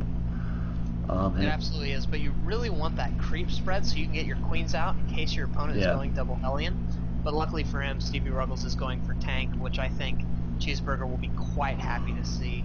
Really, this fast tank thing is not very useful. You want to have a lot of barracks and then get your factory up. Sure, you'll have a nice tank count like he did in game number 1, But remember what happened in game number 1? A large Zergling force was able to just run in and kill the siege tanks, and there weren't that many Marines to deal with it. Yeah, it's because siege tanks are only really good with that kind of buffer unit in between them and the units, because, again, they have a minimum range. Yeah, exactly. And you don't really want your siege tanks shelling other siege tanks, because then they just die faster, and those Zerglings getting to minimum range with your first siege tanks that much quicker. Yeah, and that sort of thing happens quite often. Ouch. Well, just carving myself in the middle of a cast, but that's alright. It's alright, that's perfectly fine. I would say that's actually standard. Yeah. Yeah. And this is actually going to be a really high creep spread game, which is something that Cheeseburger has not done before. Like, he hasn't really shown that at all. In his ZVP even, he had that amount of queens out, but he just didn't spread enough creep with them because he was always getting pinned back and being so afraid of Void Rays and Phoenixes and the likes. Yeah, and wow, look at this. We actually have mech play. So I take back my statement that early tanks aren't bad, because you actually want those early tanks to allow you to get to the point where you could go for mech. Yeah. So this is going to keep him alive. The only thing I'm worried about is his Hellion count is going to be really low. He only has one factory with the starport on it. He's going to be going for a very tank-heavy play, and I think when Cheeseburger sees that, he's just going to pump out tons and tons and tons of Zerglings. And we'll also see how quickly, Infernal Pre-Igniter comes out. I'd be expecting Infernal Pre-Igniter like literally any second now. I don't know why he hasn't. I don't know quite why he hasn't dropped it yet, even, because Infernal Pre-Igniter is an insanely good upgrade. I mean, plus 5 damage, plus 5. Yeah. It used to be better than that even. I know. But then it was too good. Yeah, we have 2 Thors coming out. I don't know if I like this either. Zergling's going to be very, very good against Thors. Going to be very, very good against tanks. Yeah. Cheeseburger's in a great position. Yeah, Cheeseburger is in a great position, and StevyRuggles is kind of just pinning himself back into an awkward one, because you really, really want more Hellions than you have Thors or you have tanks, and currently he's going to have an equal amount of Thors to Hellions, or, well, actually, with 2 Hellions popping out, he's not, but it's pretty close. And he's going to have more tanks than he has Hellions too, which is kind of odd. Yeah, and the Zerg player is getting +1 melee attack, +1 carapace, baneling speed. He's getting pathogen glands, excuse me. He's getting his hive up. He's got 36 lings on the way, 3 infestors. He's just got great production and a great army to deal with this. Yeah, we have the Overlord at the 3rd base yet again, just preventing that 3rd from going down. And it kind of sucks because that Overlord like just got there as he lifted his command center up to move it out to take it. And StevyRuggles should be told off by this low Marine count, and even more by the Thor rockets coming in as his Overlord. And so he should know what's coming, and he should know to just keep doing what he's doing, because Ling Infestor is pretty freaking good against mech. Yeah, it is. I want to tell the story of the Hellion that could.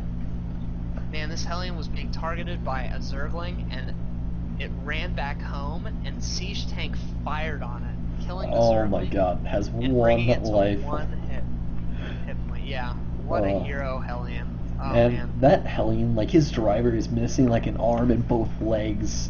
Yeah. I don't actually know how he's hitting the pedals. And like all 4 of his hand. all 4 of the tires are down. It's nasty. It's here we have a huge force of Zerglings coming up to destroy the rocks.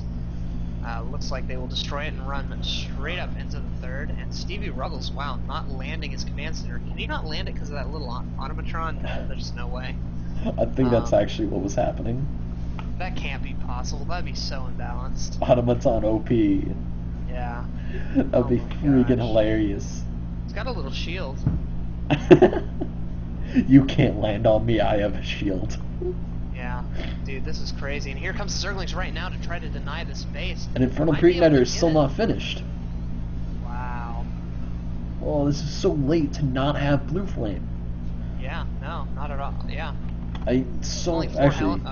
Only 3 workers died there. I was gonna say so many workers died, but I was completely wrong. A lot of workers were injured. There's gonna be a lot of hazard pay to talk about in the Terran Militia after this, and yeah, he just doesn't have the minerals to deal with that, really. Wow, Zerg even has Neural Parasite. How often do we see this? He's going to Neural Parasite the Zerg. He's going to use the Ultralisk to tank the tank damage and then let the Zerglings get into the cracks, and this could be really awesome. It could be really awesome, and I feel like it will be really awesome. Cheeseburger is just playing this so well, and we see almost exactly what happened on the in the first game, which is Cheeseburger is taking the map. And yep, he's definitely taking it. And you just can't let Zerg do that. Look at this, 2 command centers going down, blocking this off. That's going to be so helpful against those Ultralisks that won't be able to, you know, get as much surface area. StevyRuggles actually is looking pretty good despite not having map control. Yeah, but he looks good, but he looks bad in comparison to Cheeseburger. True, very true. In fact, we're going to see a huge engagement now. A lot of Zerglings streaming in as well as the Ultras. He's got to get some good surface area, but he's just not pulling back to get a little bit more of a surround. The investors there's not really the doing surround, too much. the Neural Parasites just doing so much damage. And honestly, I'm not sure if these Hellions are going to be able to do anything at this point. Actually, they're going to take a lot of damage from these Ultralisks. However, it looks like he's going to clean it up, which is pretty major, and he didn't even lose that much. I mean, he took a lot of damage as far as health goes. StevyRuggles. Oh god. Cheeseburger and him macroing with only typing keys. Oh my god. Yeah, look at all his macros. Just kidding. Yeah, this is absolutely crazy. If StevyRuggles drops, I don't know what to say, because I honestly think StevyRuggles has the advantage at this point. Yeah, I mean, just rush the Zerg army. This would definitely be a regame scenario. Yeah. Oh man. Like, yeah, it's definitely not close enough to tell. Like, it's one of those things where it's like, yeah, StevyRuggles is definitely in an advantage right now. Just in army size, but he could get across the map, and then these 52 Zerglings that are about to pop could surround his siege tanks and kill him. Yeah. So this is so bad he's gonna drop. Yep. All right. Wow. Wow, that sucks. And we're gonna need to wait like 2 minutes for that to go up on stream for Shin to actually have anything to say about that, because I'm not technically an admin of this game. I mean, of this tournament. But I would definitely say that's a regame. Yeah, I would think so. Because I can't award that to either player. I cannot think of what player I would even try to award that to. No, I mean, definitely that engagement was taken by StevyRuggles, but Cheeseburger has the extreme economic advantage. Yeah. By the way, Nick's gonna come over tonight. Just to say hey. He's into what? Does he want to play a game already? With Nick? Yeah, I'm sure he does. Maybe. I mean, he's just gonna come over to say hi, and we'll ask him what he wants to do. Where is the stream at currently? I don't know. I'm not watching it. It's paused. Yeah, I'm gonna have to play on it. The pressure's getting to him. Yeah. Humor Academy doesn't know yet. Okay. Oh. Now it's showing the drop. Yeah, it's showing the drop.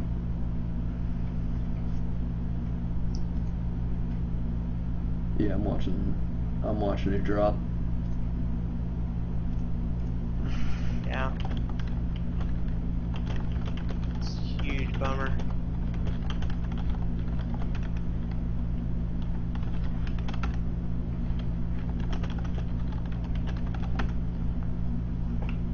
Well, I mean, if Cheeseburger says it's regame, we just need to wait for Stevie, and I don't even see Stevie like in the channel. Really? Yeah. Or, I mean, it might even then just go on and become a walkover if Stevie doesn't get on again. And I'm going to flip on the music for the fine people in the stream, so they don't just have to listen to me and Kadoik.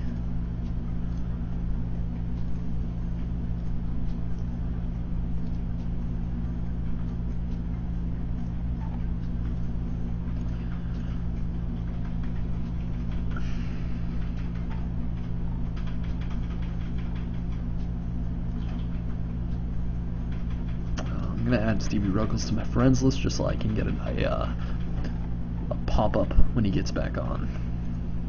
Yeah.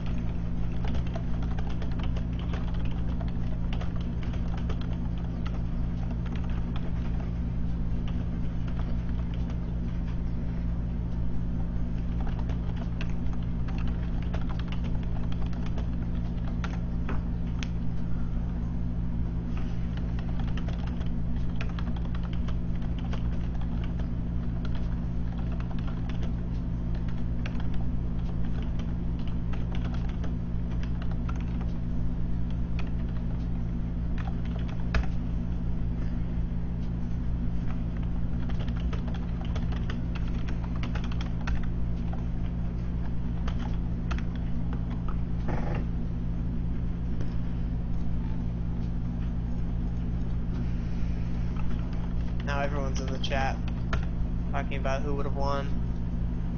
Dude, we're like the GSTL finals. And they're also actually talking about it in the in-game channel. Yeah.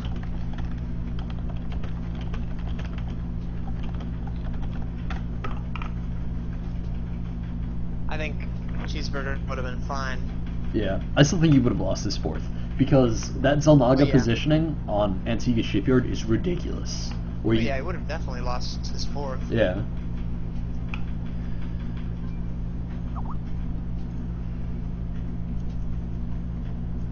Oh boy. Another scorpions.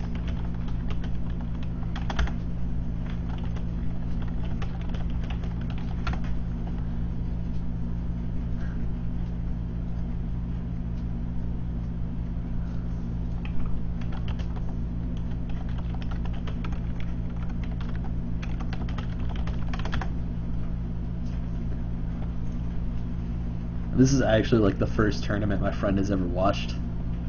Really? Yeah. What does he think? He's pretty entertained. Good, good, good. Yeah, I know.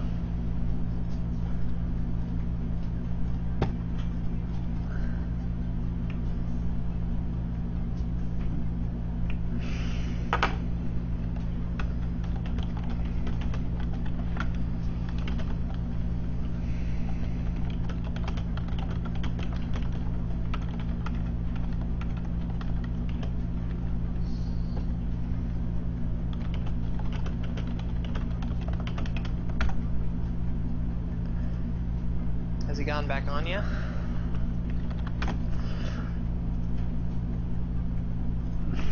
Yeah, he hasn't gone back on. He has not? I wonder if he just like pulled the cord. It's just like, oh, damn it. I know, like Brood War Rage Quit essentially. Yep. He was like, I can't lose if I disconnect. Well, either that or he got hit by a storm and like his internet went out or something, which is also possible. So. You know, if that's the case, I don't know if a walkover necessarily is fair. You know, if it's something out of his control. I mean, on the you know, the if these side, go monthly, I mean, it's not fair to Cheeseburger and it's not fair to the rest of the tournament. If it's not a walkover there, like if we're going to have to delay this game, which means delaying, you know, Venom's game. Very true. Because Venom has actually been waiting for quite a while. Because like that game was his third round game was wrapped up by the time we started that series. Yeah.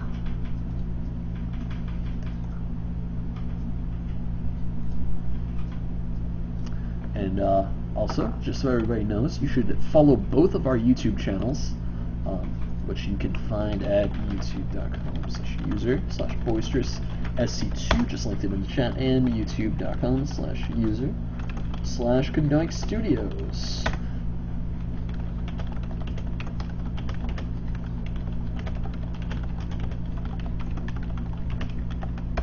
Yeah. Yeah. We both do. I mean, we both do a lot of community replays. I know, Kadonk, you do a bit more pro than I do. but you haven't done those in a while. And No, we also do plenty of collaboration work because we enjoy commentating with each other, and it's why we do it so much. Yeah. Yes, yes, yes.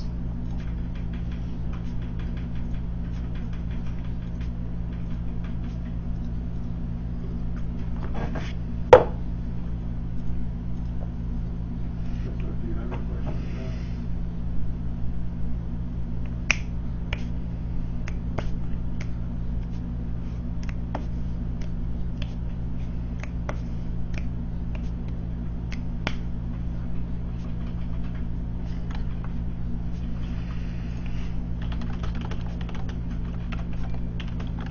Oh, Stevie's back on.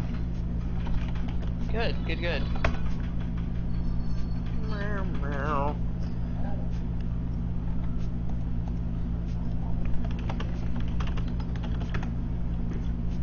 Yeah, I'm gonna have to get some dinner soon.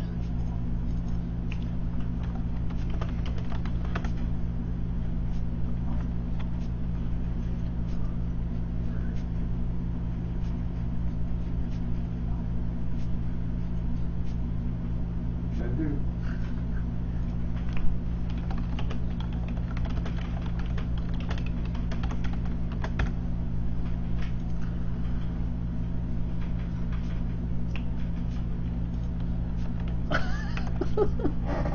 What? Venom's been waiting for 3 hours. Dang.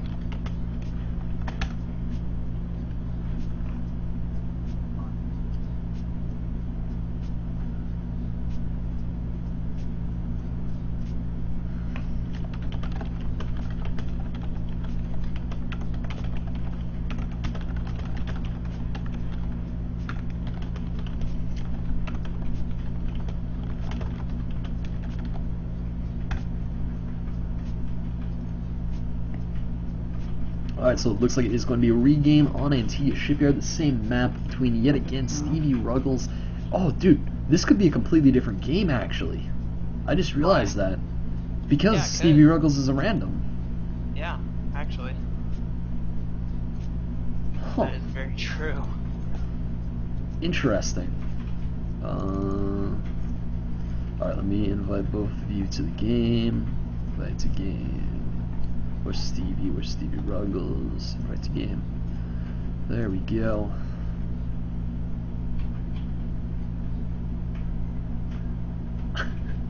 I would be so... dude, if the Venoms happen to land in the finals together, I will be so mad. Really? Yeah.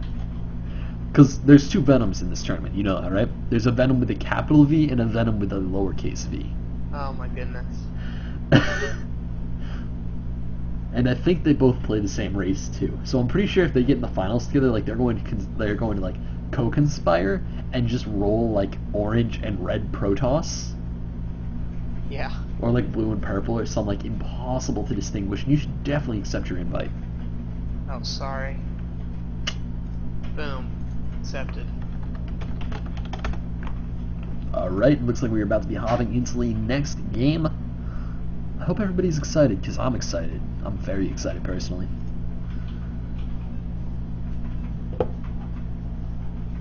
Really?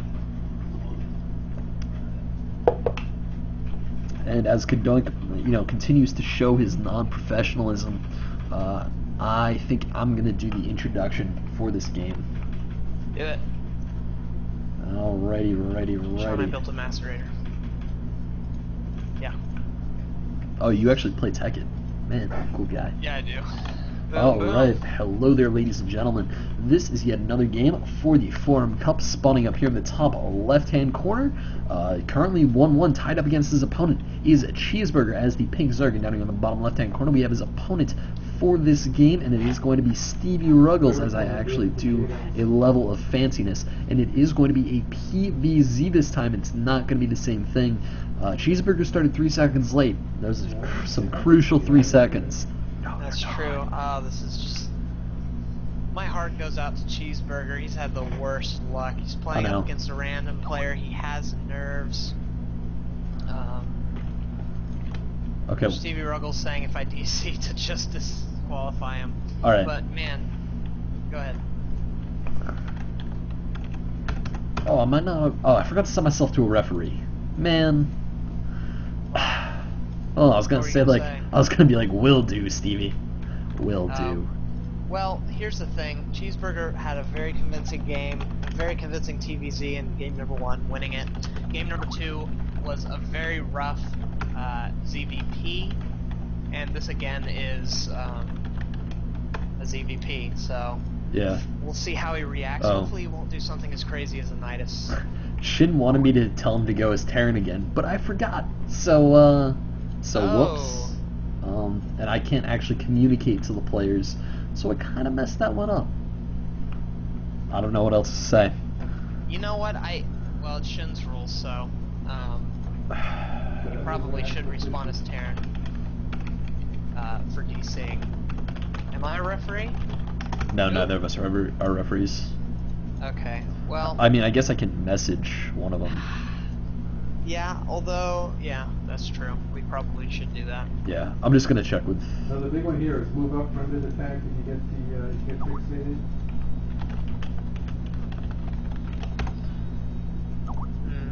All right, I'm gonna stop the game.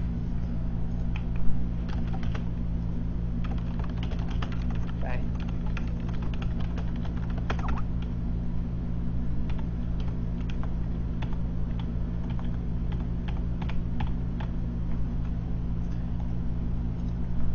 Although I feel as though, you know, if he's replaying as random, you should replay as random.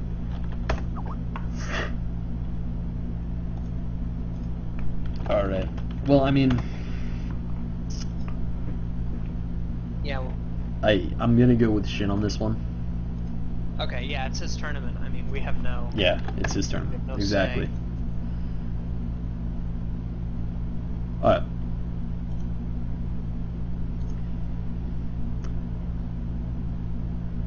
Oh my gosh, and you can't find your way back? You have a Oh mini my map God. in Tekkit. Make waypoints. Well, have a system. So there's a lot of like ore just lying around.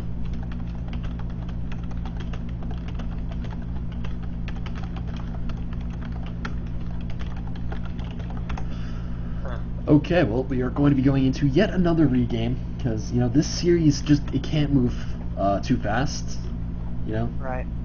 We are just, like, throwing on the brakes.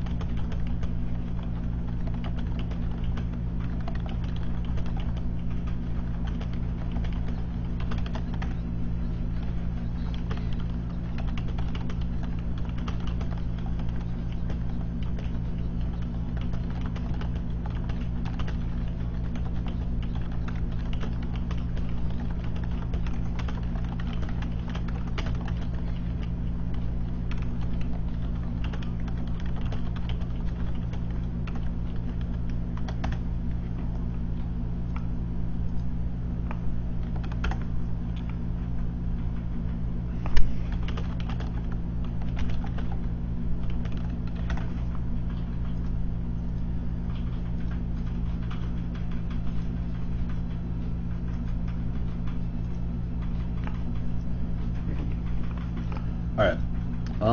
Is this next game to start? Am I supposed to host it? Maybe. Do they want me to host it? No. Alright, nope, they didn't. They just invited me. Yeah.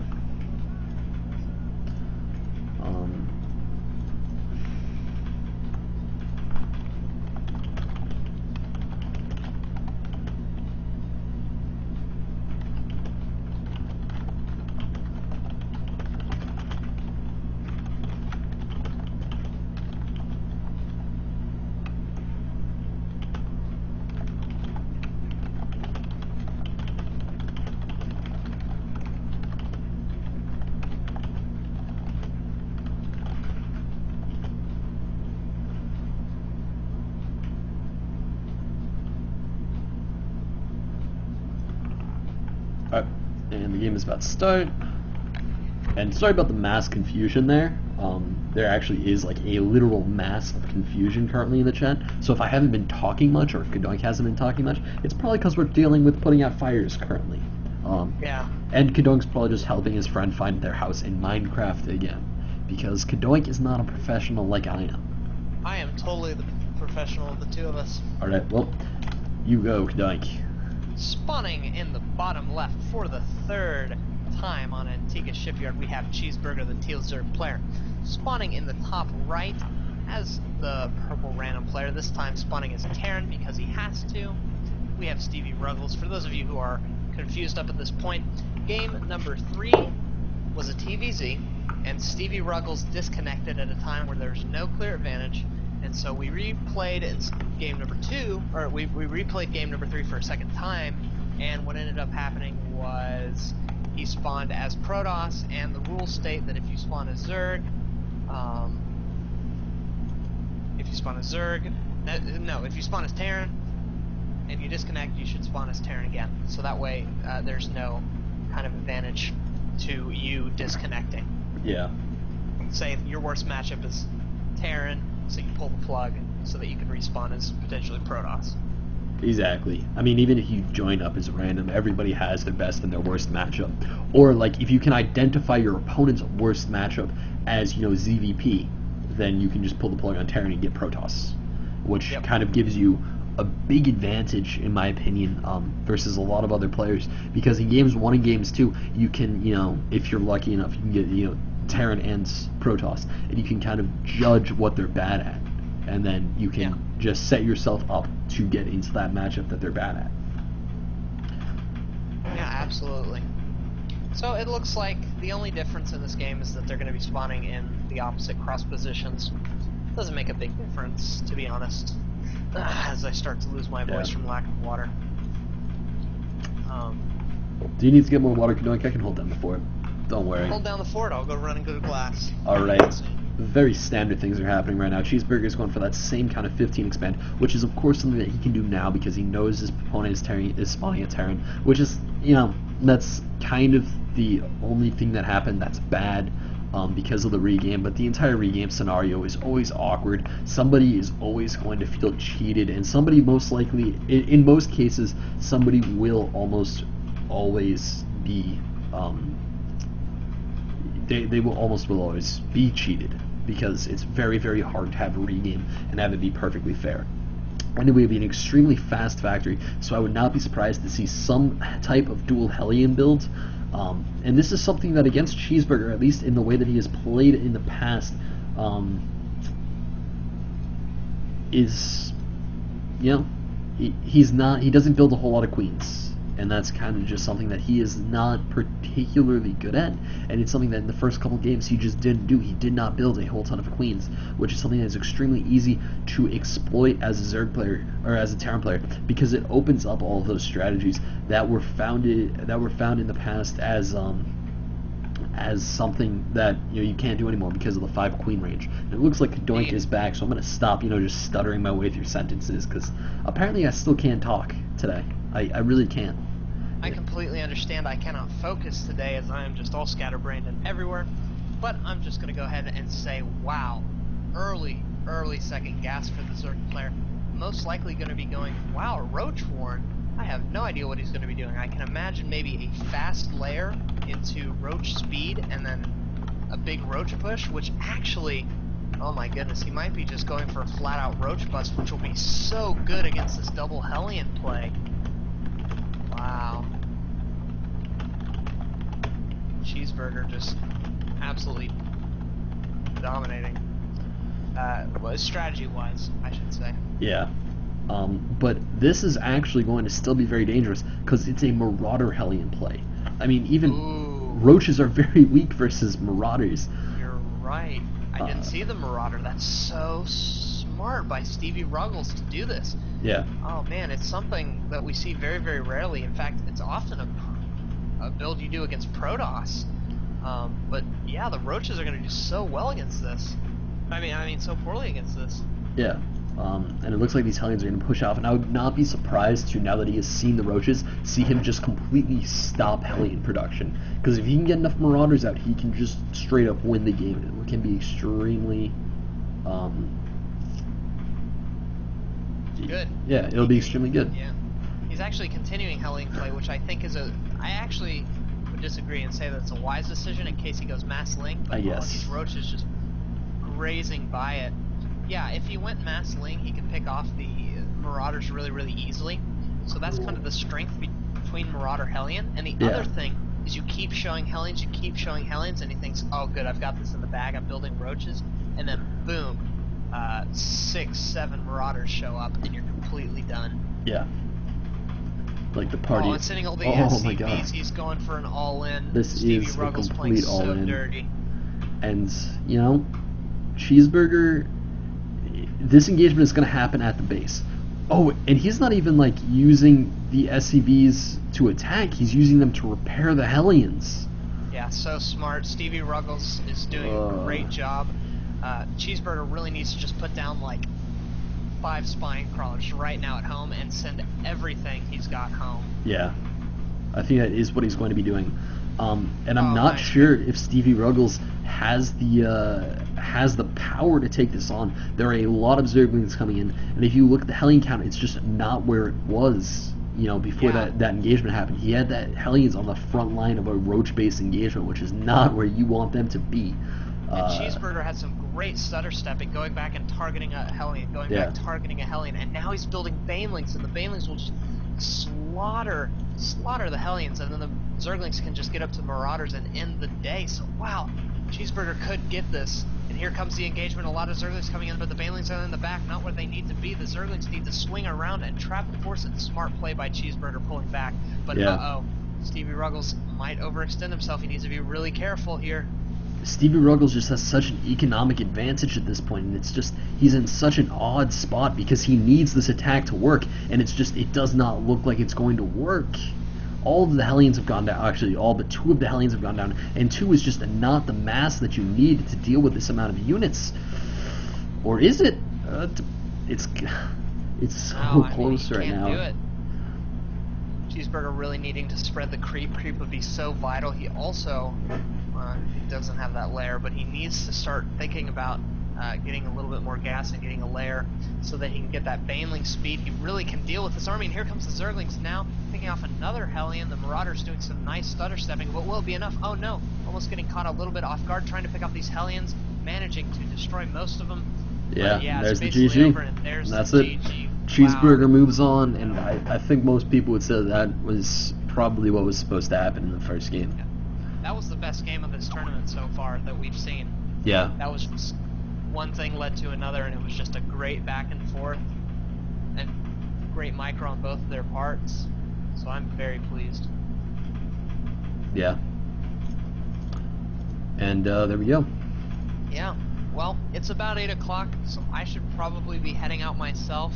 All right. I will be covering the final game, and hopefully not.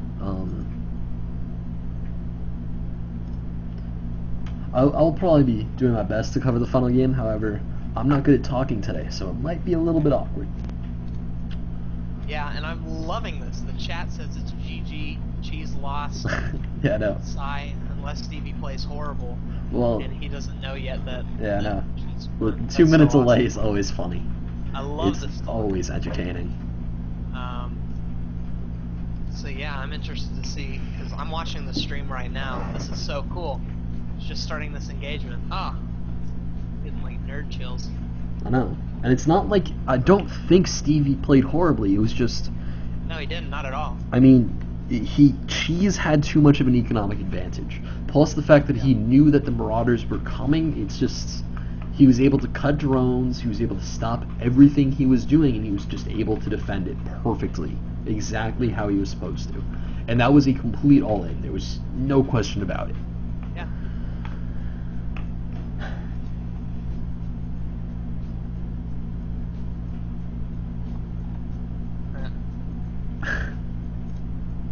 Alright.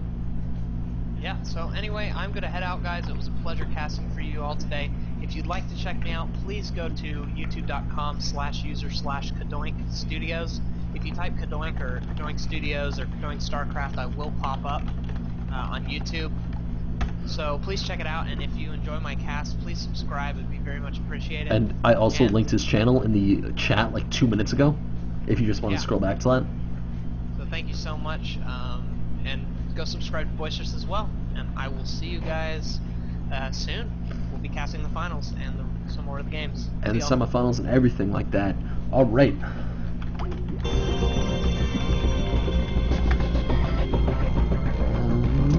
I should turn my sound way down because it's at 100%, which is really loud.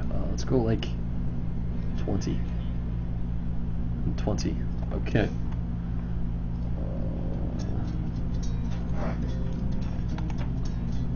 Just gonna listen to some quiet music as we wait for this next game to start.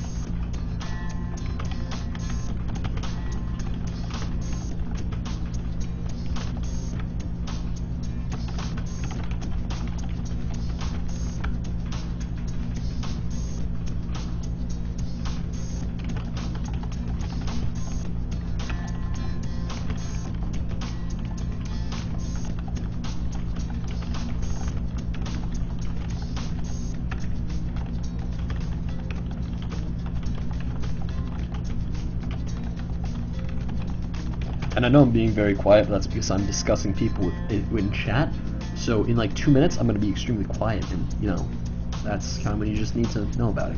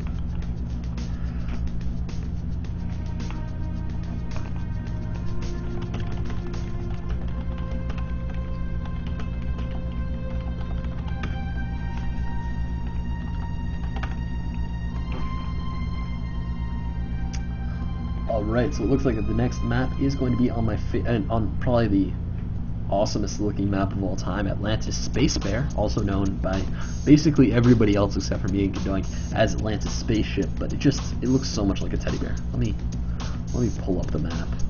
Custom games.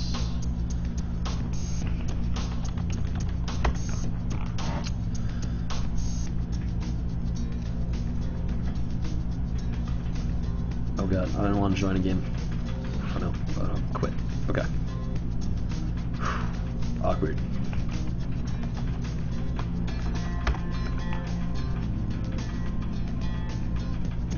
Oh, whatever. I do not have time to do that, and I do not have the mental energy.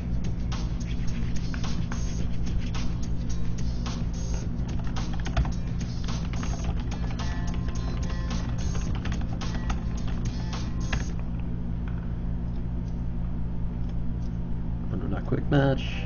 Man, I'm kind of scatterbrained today.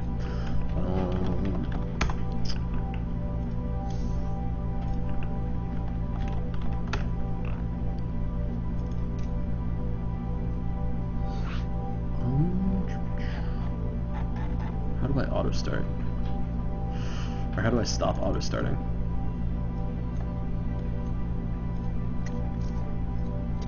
Crap. I actually don't know how to do that.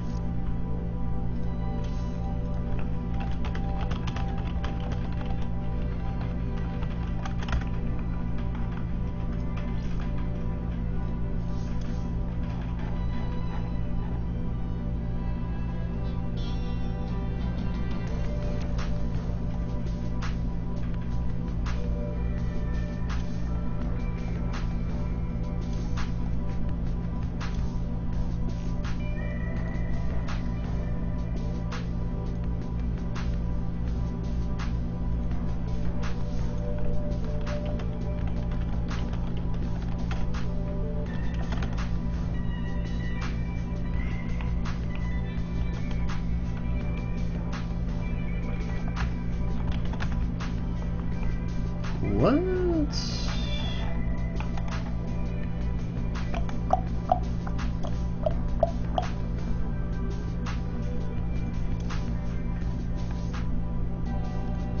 Alright, I don't know why they have me host this, because I'm not good at hosting stuff or making stuff in general, and B, I have to commentate at the same time. I need to keep people entertained, even though I do have some very nice quiet music going on in the download, and like I don't even have anybody else to talk to. I'm very awkwardly sitting here talking to myself,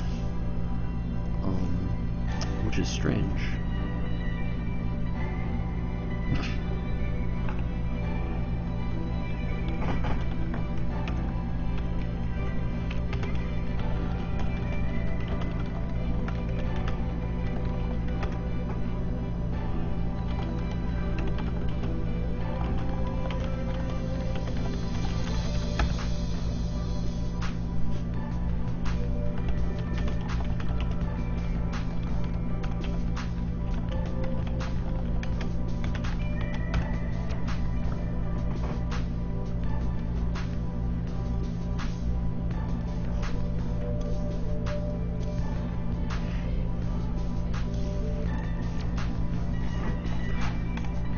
Right.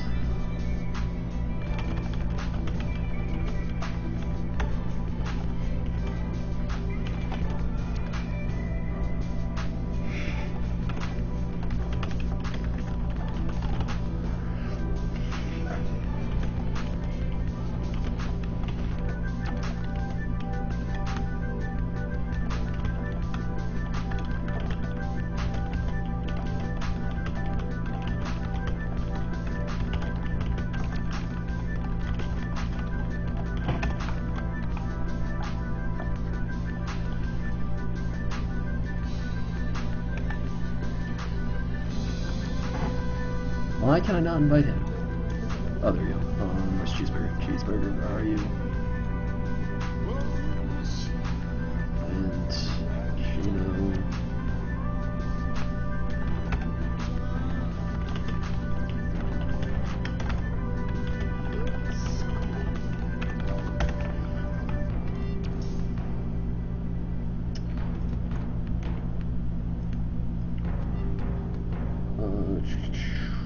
Where's the map pool? There it is. Oh, we haven't seen Metropolis today yet. That's a great map. Let's try Metropolis.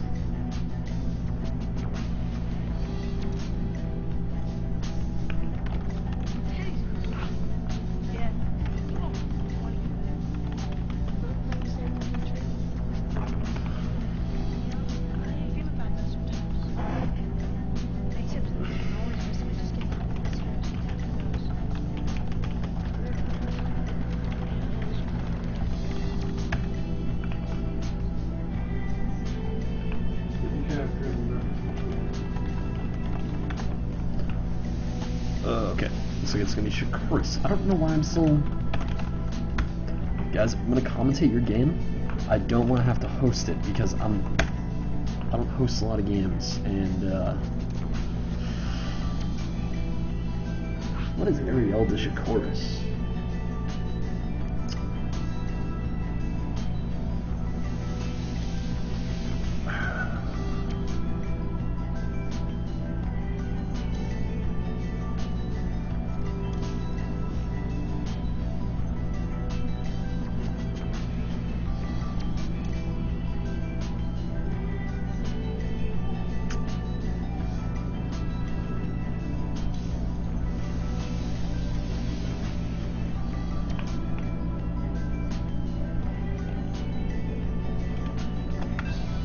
Oh shit. Oh god. No. Crap.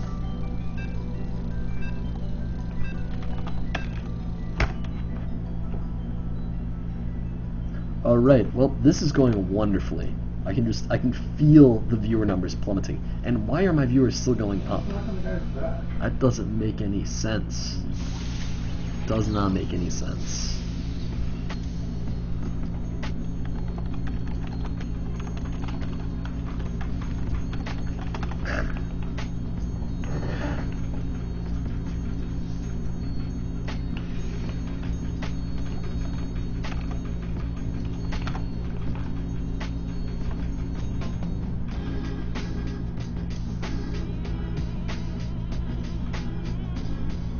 Wait. What?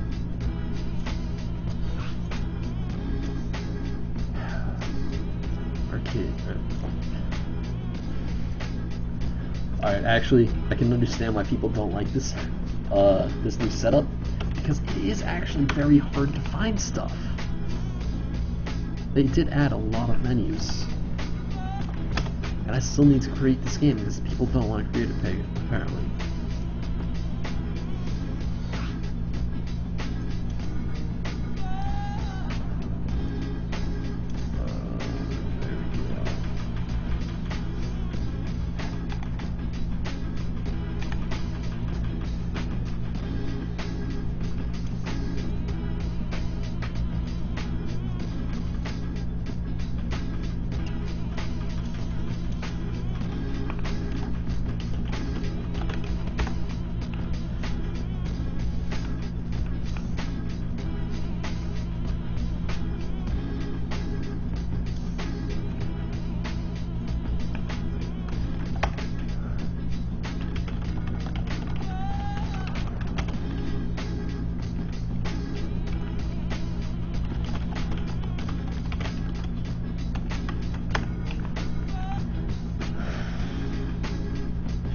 So this is, of course, probably going to be the last set for the day, because I think that all the other ones have essentially wrapped up, or at least going to start before this one finishes.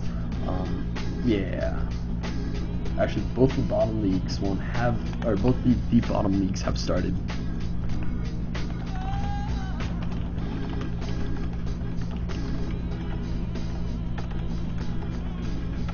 Alright, and it is going to be a ZVP starting on the map Shakuris Plateau.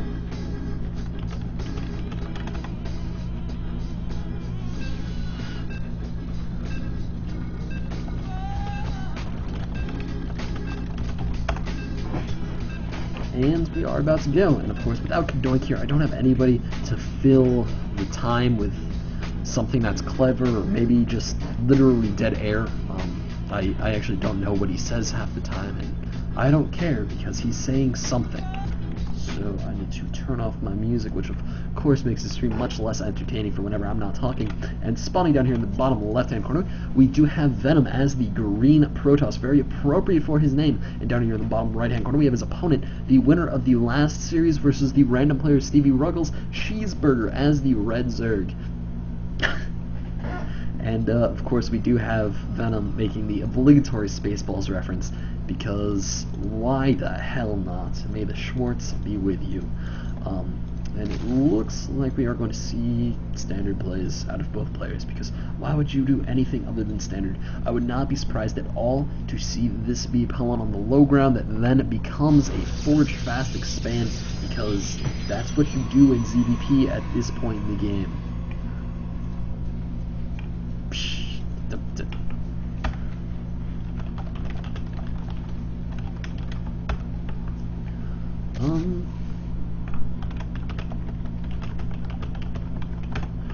So we do see both players going for the Forge Fast Expands, and what I'm going to guess it might be a 14 pool, but at the same time, I mean, I still can see 15 hatches in ZVPs, especially on a map like Cursed Plateau where the National's just so easy to defend. And honestly, they're going for Forge Fast Expands 90% all the time. Your Overlord will be there to scout out any sort of pylon silliness, or any sort of like cannon silliness, which a lot of people do in a lot of different leagues, just because they're mean-hearted people. They're actually quite evil, basically. And we are going to get Gino in here to help me commentate. Venom is such a troll. He is such a troll. Such a troll. He's just a mean person. So of course my Skype is amazingly loud, actually. Amazingly loud. There we go. Alright. Sup, Gino? How's it going? Not bad. Yes, I can. I can hear you perfectly fine.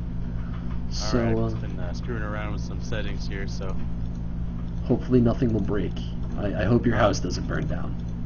If it's too loud, just let me know here. That's perfectly fine. I will toy with different things I can do. Alright, cool. So I played Cheeseburger on a ladder a few times. I've noticed that he really likes the short game. That's actually something that I haven't seen over the last 3 games he's played. I mean, he always seems to go for that kind of macro-heavy build, at least every time I've been watching him. The last 3 games, 2 of them he went for 5 hatches, and he fast hatched every one of them. Right.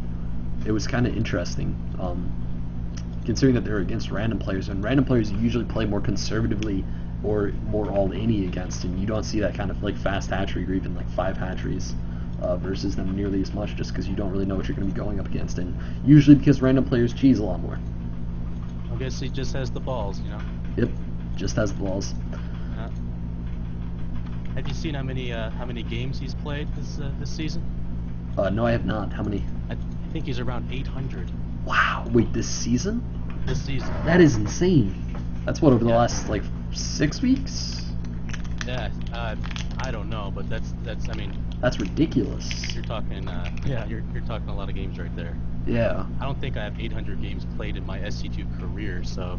I think I have, like, 400, because I tend to commentate a lot more. And we see, you know, friendly banter, aka lowercase Venom trolling, going on currently. He's a scary guy to play against. He just destroyed me in our set, so... Ouch. Yeah. He's an intimidating guy. Yeah, I know. But, I always thought he was just a form troll, but then I learned that apparently he's actually good at the game. What is he talking about? There are 2 Venoms. And, I know. This guy actually likes to play macro, and the other one's the cheeser. So this guy kind of seems like more of a, pardon me saying it, but more of a jackass. Yeah. Saying I'm a bad commentator. Damn you, Venom. I actually wasn't sure who was a cheeser and who was a macro player, so the first game that we played, I just had no idea what I was up against. No idea what to expect. Maybe that's why he picked the same name as uppercase Venom. He was like, you know, I'm gonna confuse a lot of people by playing on this name. Oh man. Oh, I got the stream up in the background. I'm gonna turn that off. It's probably a good idea. Hearing yourself twice is never a good thing. No, it's definitely not. I just ran out of water, which is very annoying, so I'm going to need to refill that after this game. It looks like we have quite a push coming out from Cheeseburger, and you might be kind of right. You know? Yeah, he likes that early game. Yeah, this is definitely a two-base rush play, and there's the roach push, but it's just, I don't know. Venom has a lot here to defend it with. I think Venom's unimpressed. That's GG. I don't know, I think because he's got this. yeah, I think he's got this, and Cheeseburger just doesn't have anything back at his base. Venom is rebuilding plenty of photon cannons, and even if half these probes die, I mean, Venom is still gonna have the probe lead. It's currently 17 workers to 33, 32. I mean, the probe count is dropping, but it's just not dropping nearly fast enough for Cheeseburger to have anything, you know, else he can do in this game. The 4 roaches do break in, which is very, very annoying. However, I don't think it's going to be enough at all. No, it's definitely not. Yeah. Plus, look at the chrono on these Nexuses. I mean, yeah. He's going to have plenty of definitely probes. gonna be able to get some probes back up.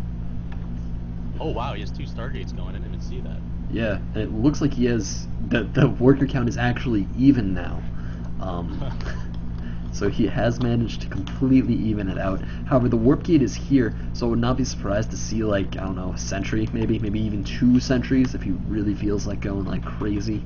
I don't think he needs it. And he's going for carriers, other than a mothership, but if he goes for carriers, that would be so much better. Oh my god, and Cheeseburger with the counter, with the counter troll. This is actually looking like a build that Sidewinder started. He's a regular on the Protoss forums, and he's big into the carrier play, the 2-base carrier play. So I'm wondering if Venom knows about it and he's actually doing it. I used to play Protoss, and actually this is exactly what I used to do against Zerg. So that's pretty interesting. And both of these players just will not stop talking. We really need some like MLG rules for this tournament. They're loving it. Yeah. And it looks like the evolution chamber is coming up for Cheeseburger, as he did see that Void Ray. So that Void Ray's window of effectiveness is rapidly closing on it. However, the mothership is coming out. Yeah, this is the Sidewinder build. This is exactly what he's doing. I'm pretty sure I got a game from Sidewinder a little while back that I just haven't gotten around to commentating yet. Either that or I got a game of somebody using a Sidewinder style. I forget which one it was. But anyway, you see that both players are keeping their worker counts honestly very, very even. I don't know why Venom has his worker rally on his natural set to not a mineral. That's kind of strange. And, oh wow, yeah. And the Phoenix luckily, is popping up, but that Nexus isn't building any probes, so I guess maybe that's probably why. He's just waiting for that mothership. He's gonna rally it out right there. He just like suicided a Phoenix just to see that there was no layer. I just noticed that too. That's actually pretty cool. Yeah. I wouldn't say it's cool. I mean, you don't need to suicide the Phoenix. You just need to like duck it in a little bit and then duck it out, then duck it a little bit in the natural. Well, that Phoenix, he you know, had to do one for the. Take one from the team. You know? Yeah. You just need sacrifice. It looks like the mothership is out. However, it's going to be pretty easy for Cheeseburger to scout. He has a lot of overlords in a lot of positions, and I'm actually going to turn my sound up because there's just not a lot happening right now. And I've been commentating, and I just had to turn it down all the way because I needed it at like 80% with Skype on. You know, I think he could just send his mothership in right now and win. Yeah, I mean, just the mothership itself. Especially considering the fact that Venom is literally just losing overlords left and right here. He's just Did he see that fleet beacon? I don't think so. I do not believe he did. He has no idea. Yeah, he has no idea. No clue at all. Yeah, so far. That's not good. It's not a good spot to be in, especially when your opponent does have something like a mothership up, because a mothership is something you need to know about. That's definitely true. If this is going to be Sidewinder's build, he's going to add in a lot of charge zealots with this. Yeah. He has the Twilight Council going down, so I think that's what's going to happen. Oh my god, these two guys. They are hilarious. Alright, and it looks like these Void Rays Yeah, right. Are yet again just shooting down roaches, and yes, yourself, this is in fact real life. I know it doesn't seem like it sometimes. I think Cheeseburger's starting to smell it. He just he's calling for some carrier shit or something. So yeah, he's on the right track, but I think he's still in the dark here. Yeah, and he has 18 Hydralisks on the way. 19 Hydralisks on the way, so that's really what he needs. He's convinced. He's convinced that it's carriers, but I think Mutalisks are a better solution. Because Mutalisks are actually going to be able to chase that mothership around. However, again, Hydralisks, not a bad choice, just not the best. And it looks like this Hydra push is actually going to be coming out. Hydra's, of course, extremely slow off of creep, just slowly slithering away. It's kind of depressing. I know. Especially because they have like so much steam, and like they don't even like carry momentum off of creep. They literally just stop. I think it would be awesome if they just like slid for 15 feet off of creep, and then they started moving slowly. Like kind of like a surfer, you know? That's exactly. Cool. Yeah. Yeah. And it looks like there's the sentry warp in, which is very key, and there's the move in from the carrier.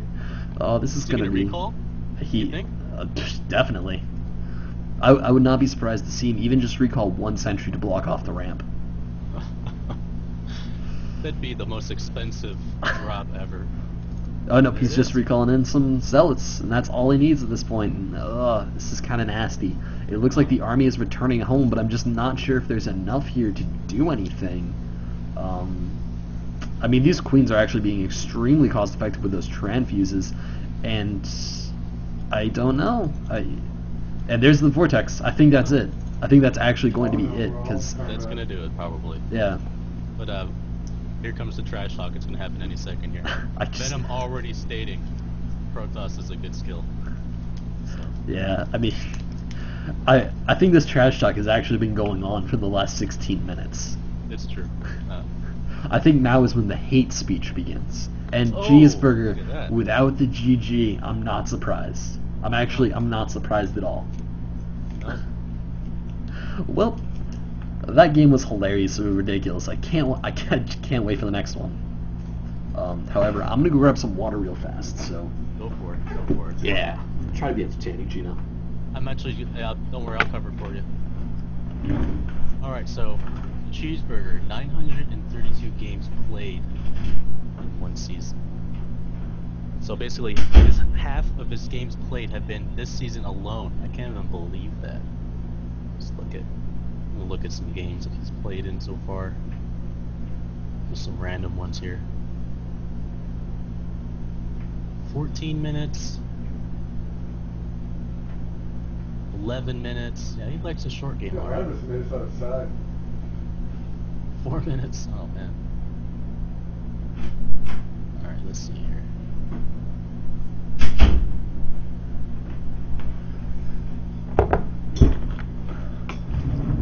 All so right, I haven't I'm been back. trash talking at all on the channel yet, which kind of surprises me. I know.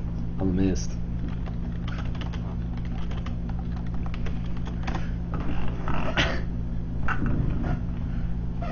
So, by the way, I misspoke on how many games he's played. It was actually 930. Good God, that is insane. How many races have I played over my career? 993. Okay. I actually have a lot more than I thought. I have about 1,400 games. This season? Not this season, okay. Probably not. No, I was like, since what? About October. Oh, okay. All right. I gotta go outside more.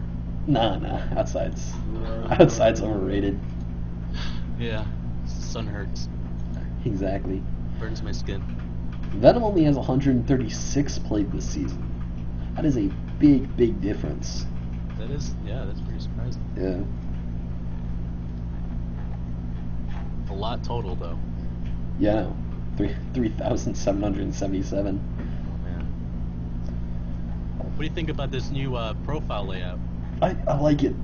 You do? I think it's a lot less robust. Like, it's a lot less useful if you're actually trying to get information, but it's a lot prettier and it looks better in screenshots. Plus, I think arcade is a big boost to StarCraft. Yeah. Because StarCraft, everybody's like, StarCraft was focused so much on the on the ladder and not the custom games. And it's because the custom game system used to suck. There's no other way to put it.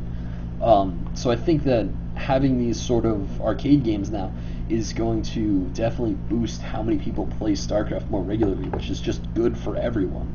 Because even if you just play arcade for like 3 months, eventually you're going to try out a 1v1 game or a team game, and you might find that you like it. Agreed, yeah. And then, you'll It get... kind of reminds me of Warcraft 3 and how when Dota first came on. Exactly. People were actually just playing that, and they had no idea that there was another game. I know. As in, like, what it was built for, the ladder. It's like DayZ in Arma 2 yeah. at the same time.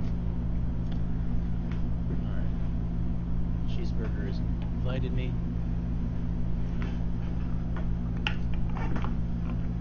Going with the teal color this time, kind of changing it up.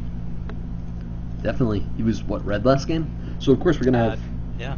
Of course, we're going to have teal versus green. I mean, why would you want to make it easy to identify people? No. Luckily, they're different races. I know. What are we killing? Luckily, it's not Venom versus Venom. It will be. You know it. You know it's going to I'm happen. going to be so sad. Fate. That's the reason I'm rooting for Cheeseburger. You want to introduce our players? Why not? I think I'll, take my introduction virginity right here. Top left, we got Cheeseburger as the teal Zerg. And bottom right, we have the oh-so-mattered Venom, lowercase v, as the green Protoss.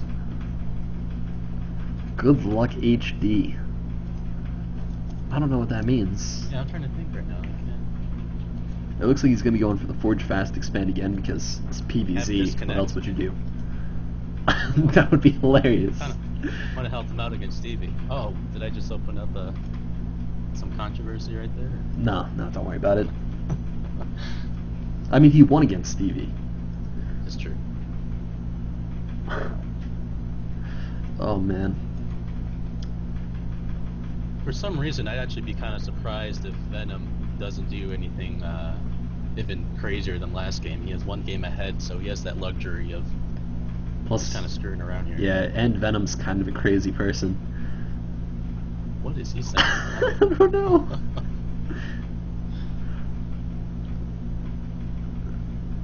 I definitely went over my head. There's something going on. I think, is that like a slash command that opens up the endgame menu? I don't know. Alright, well, that's interesting. I think he's going Nexus first here.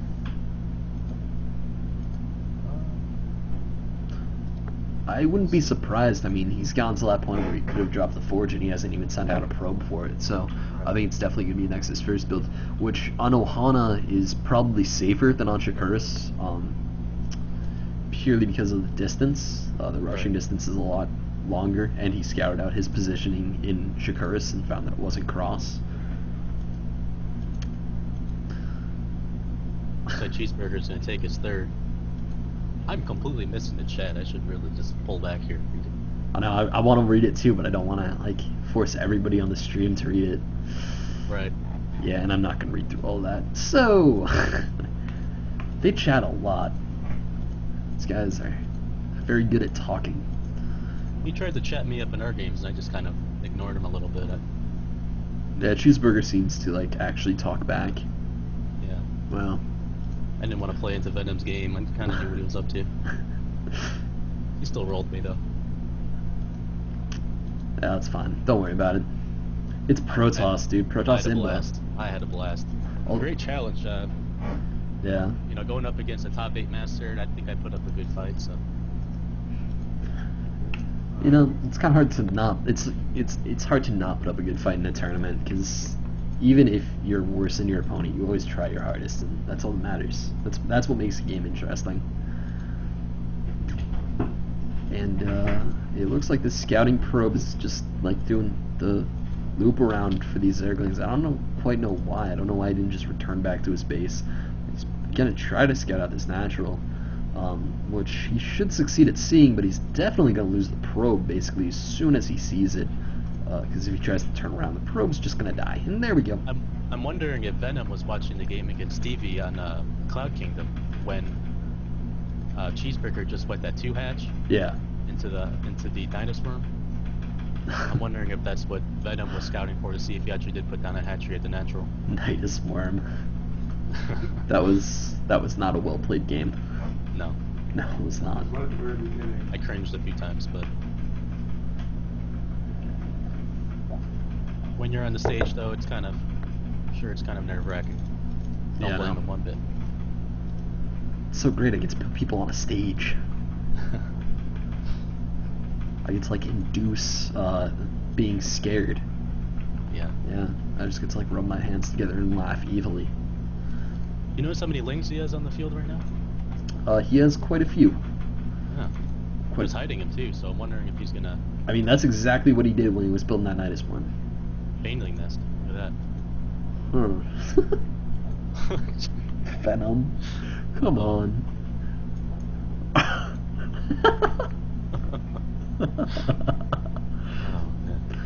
Oh, I want to commentate all his games.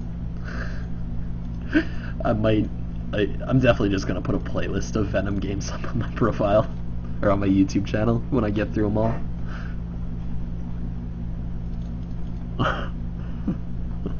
Looks like he's doing the same thing, the double Stargate. Yeah, and I mean it's a good build. It's a perfectly solid build. Oh man. But the Baneling Scouted. bust gets scouted. Yeah. That is not good for Cheeseburger. The thing that he has up is that Venom did not see the giant pack of Zerglings, and actually Venom doesn't have a wall off. Oh my man. god. Oh! What? Wow, that was very close. What a boss. And there's the clip. Oh my god. Wow.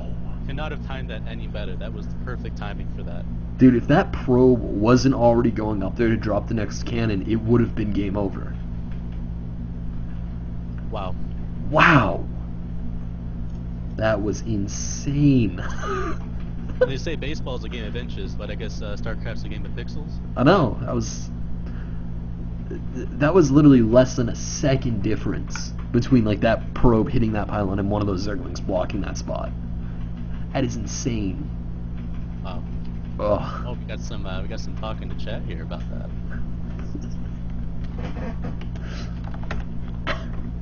Wow. All right. Well, that was the final. That was the final game for the day. So I'm probably just going to let the stream catch up because I can't really turn it off, or at least I can't turn off the delay server until that happens. So I'm probably just going to cut it off, and all of this will just be scrapped, basically. All right, cool. Well, it was a lot of fun. Thanks for letting me commentate the last couple of games there. No problem, man. Appreciate You know, it was great having you. Yeah. If you ever need another streamer, let me know. No problem, man. All right, man. Take care. See you.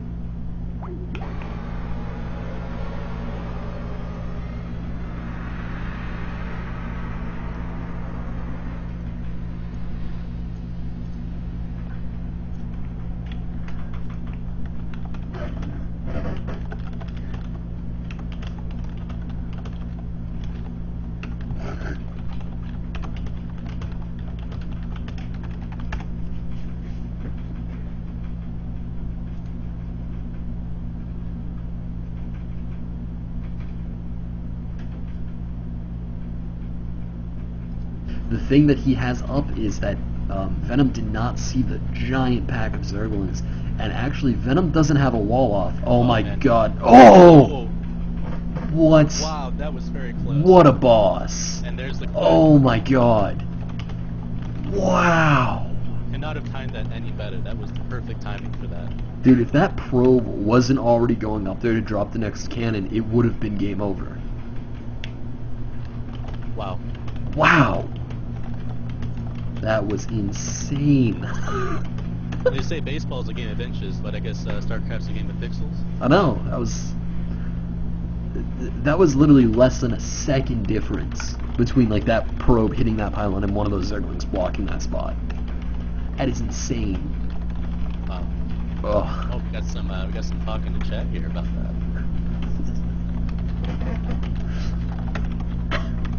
Wow. All right. Well, that was the final. That was the final game for the day. So I'm probably just going to let the stream catch up because I can't really turn it off, or at least I can't turn off the delay server until that happens. So I'm probably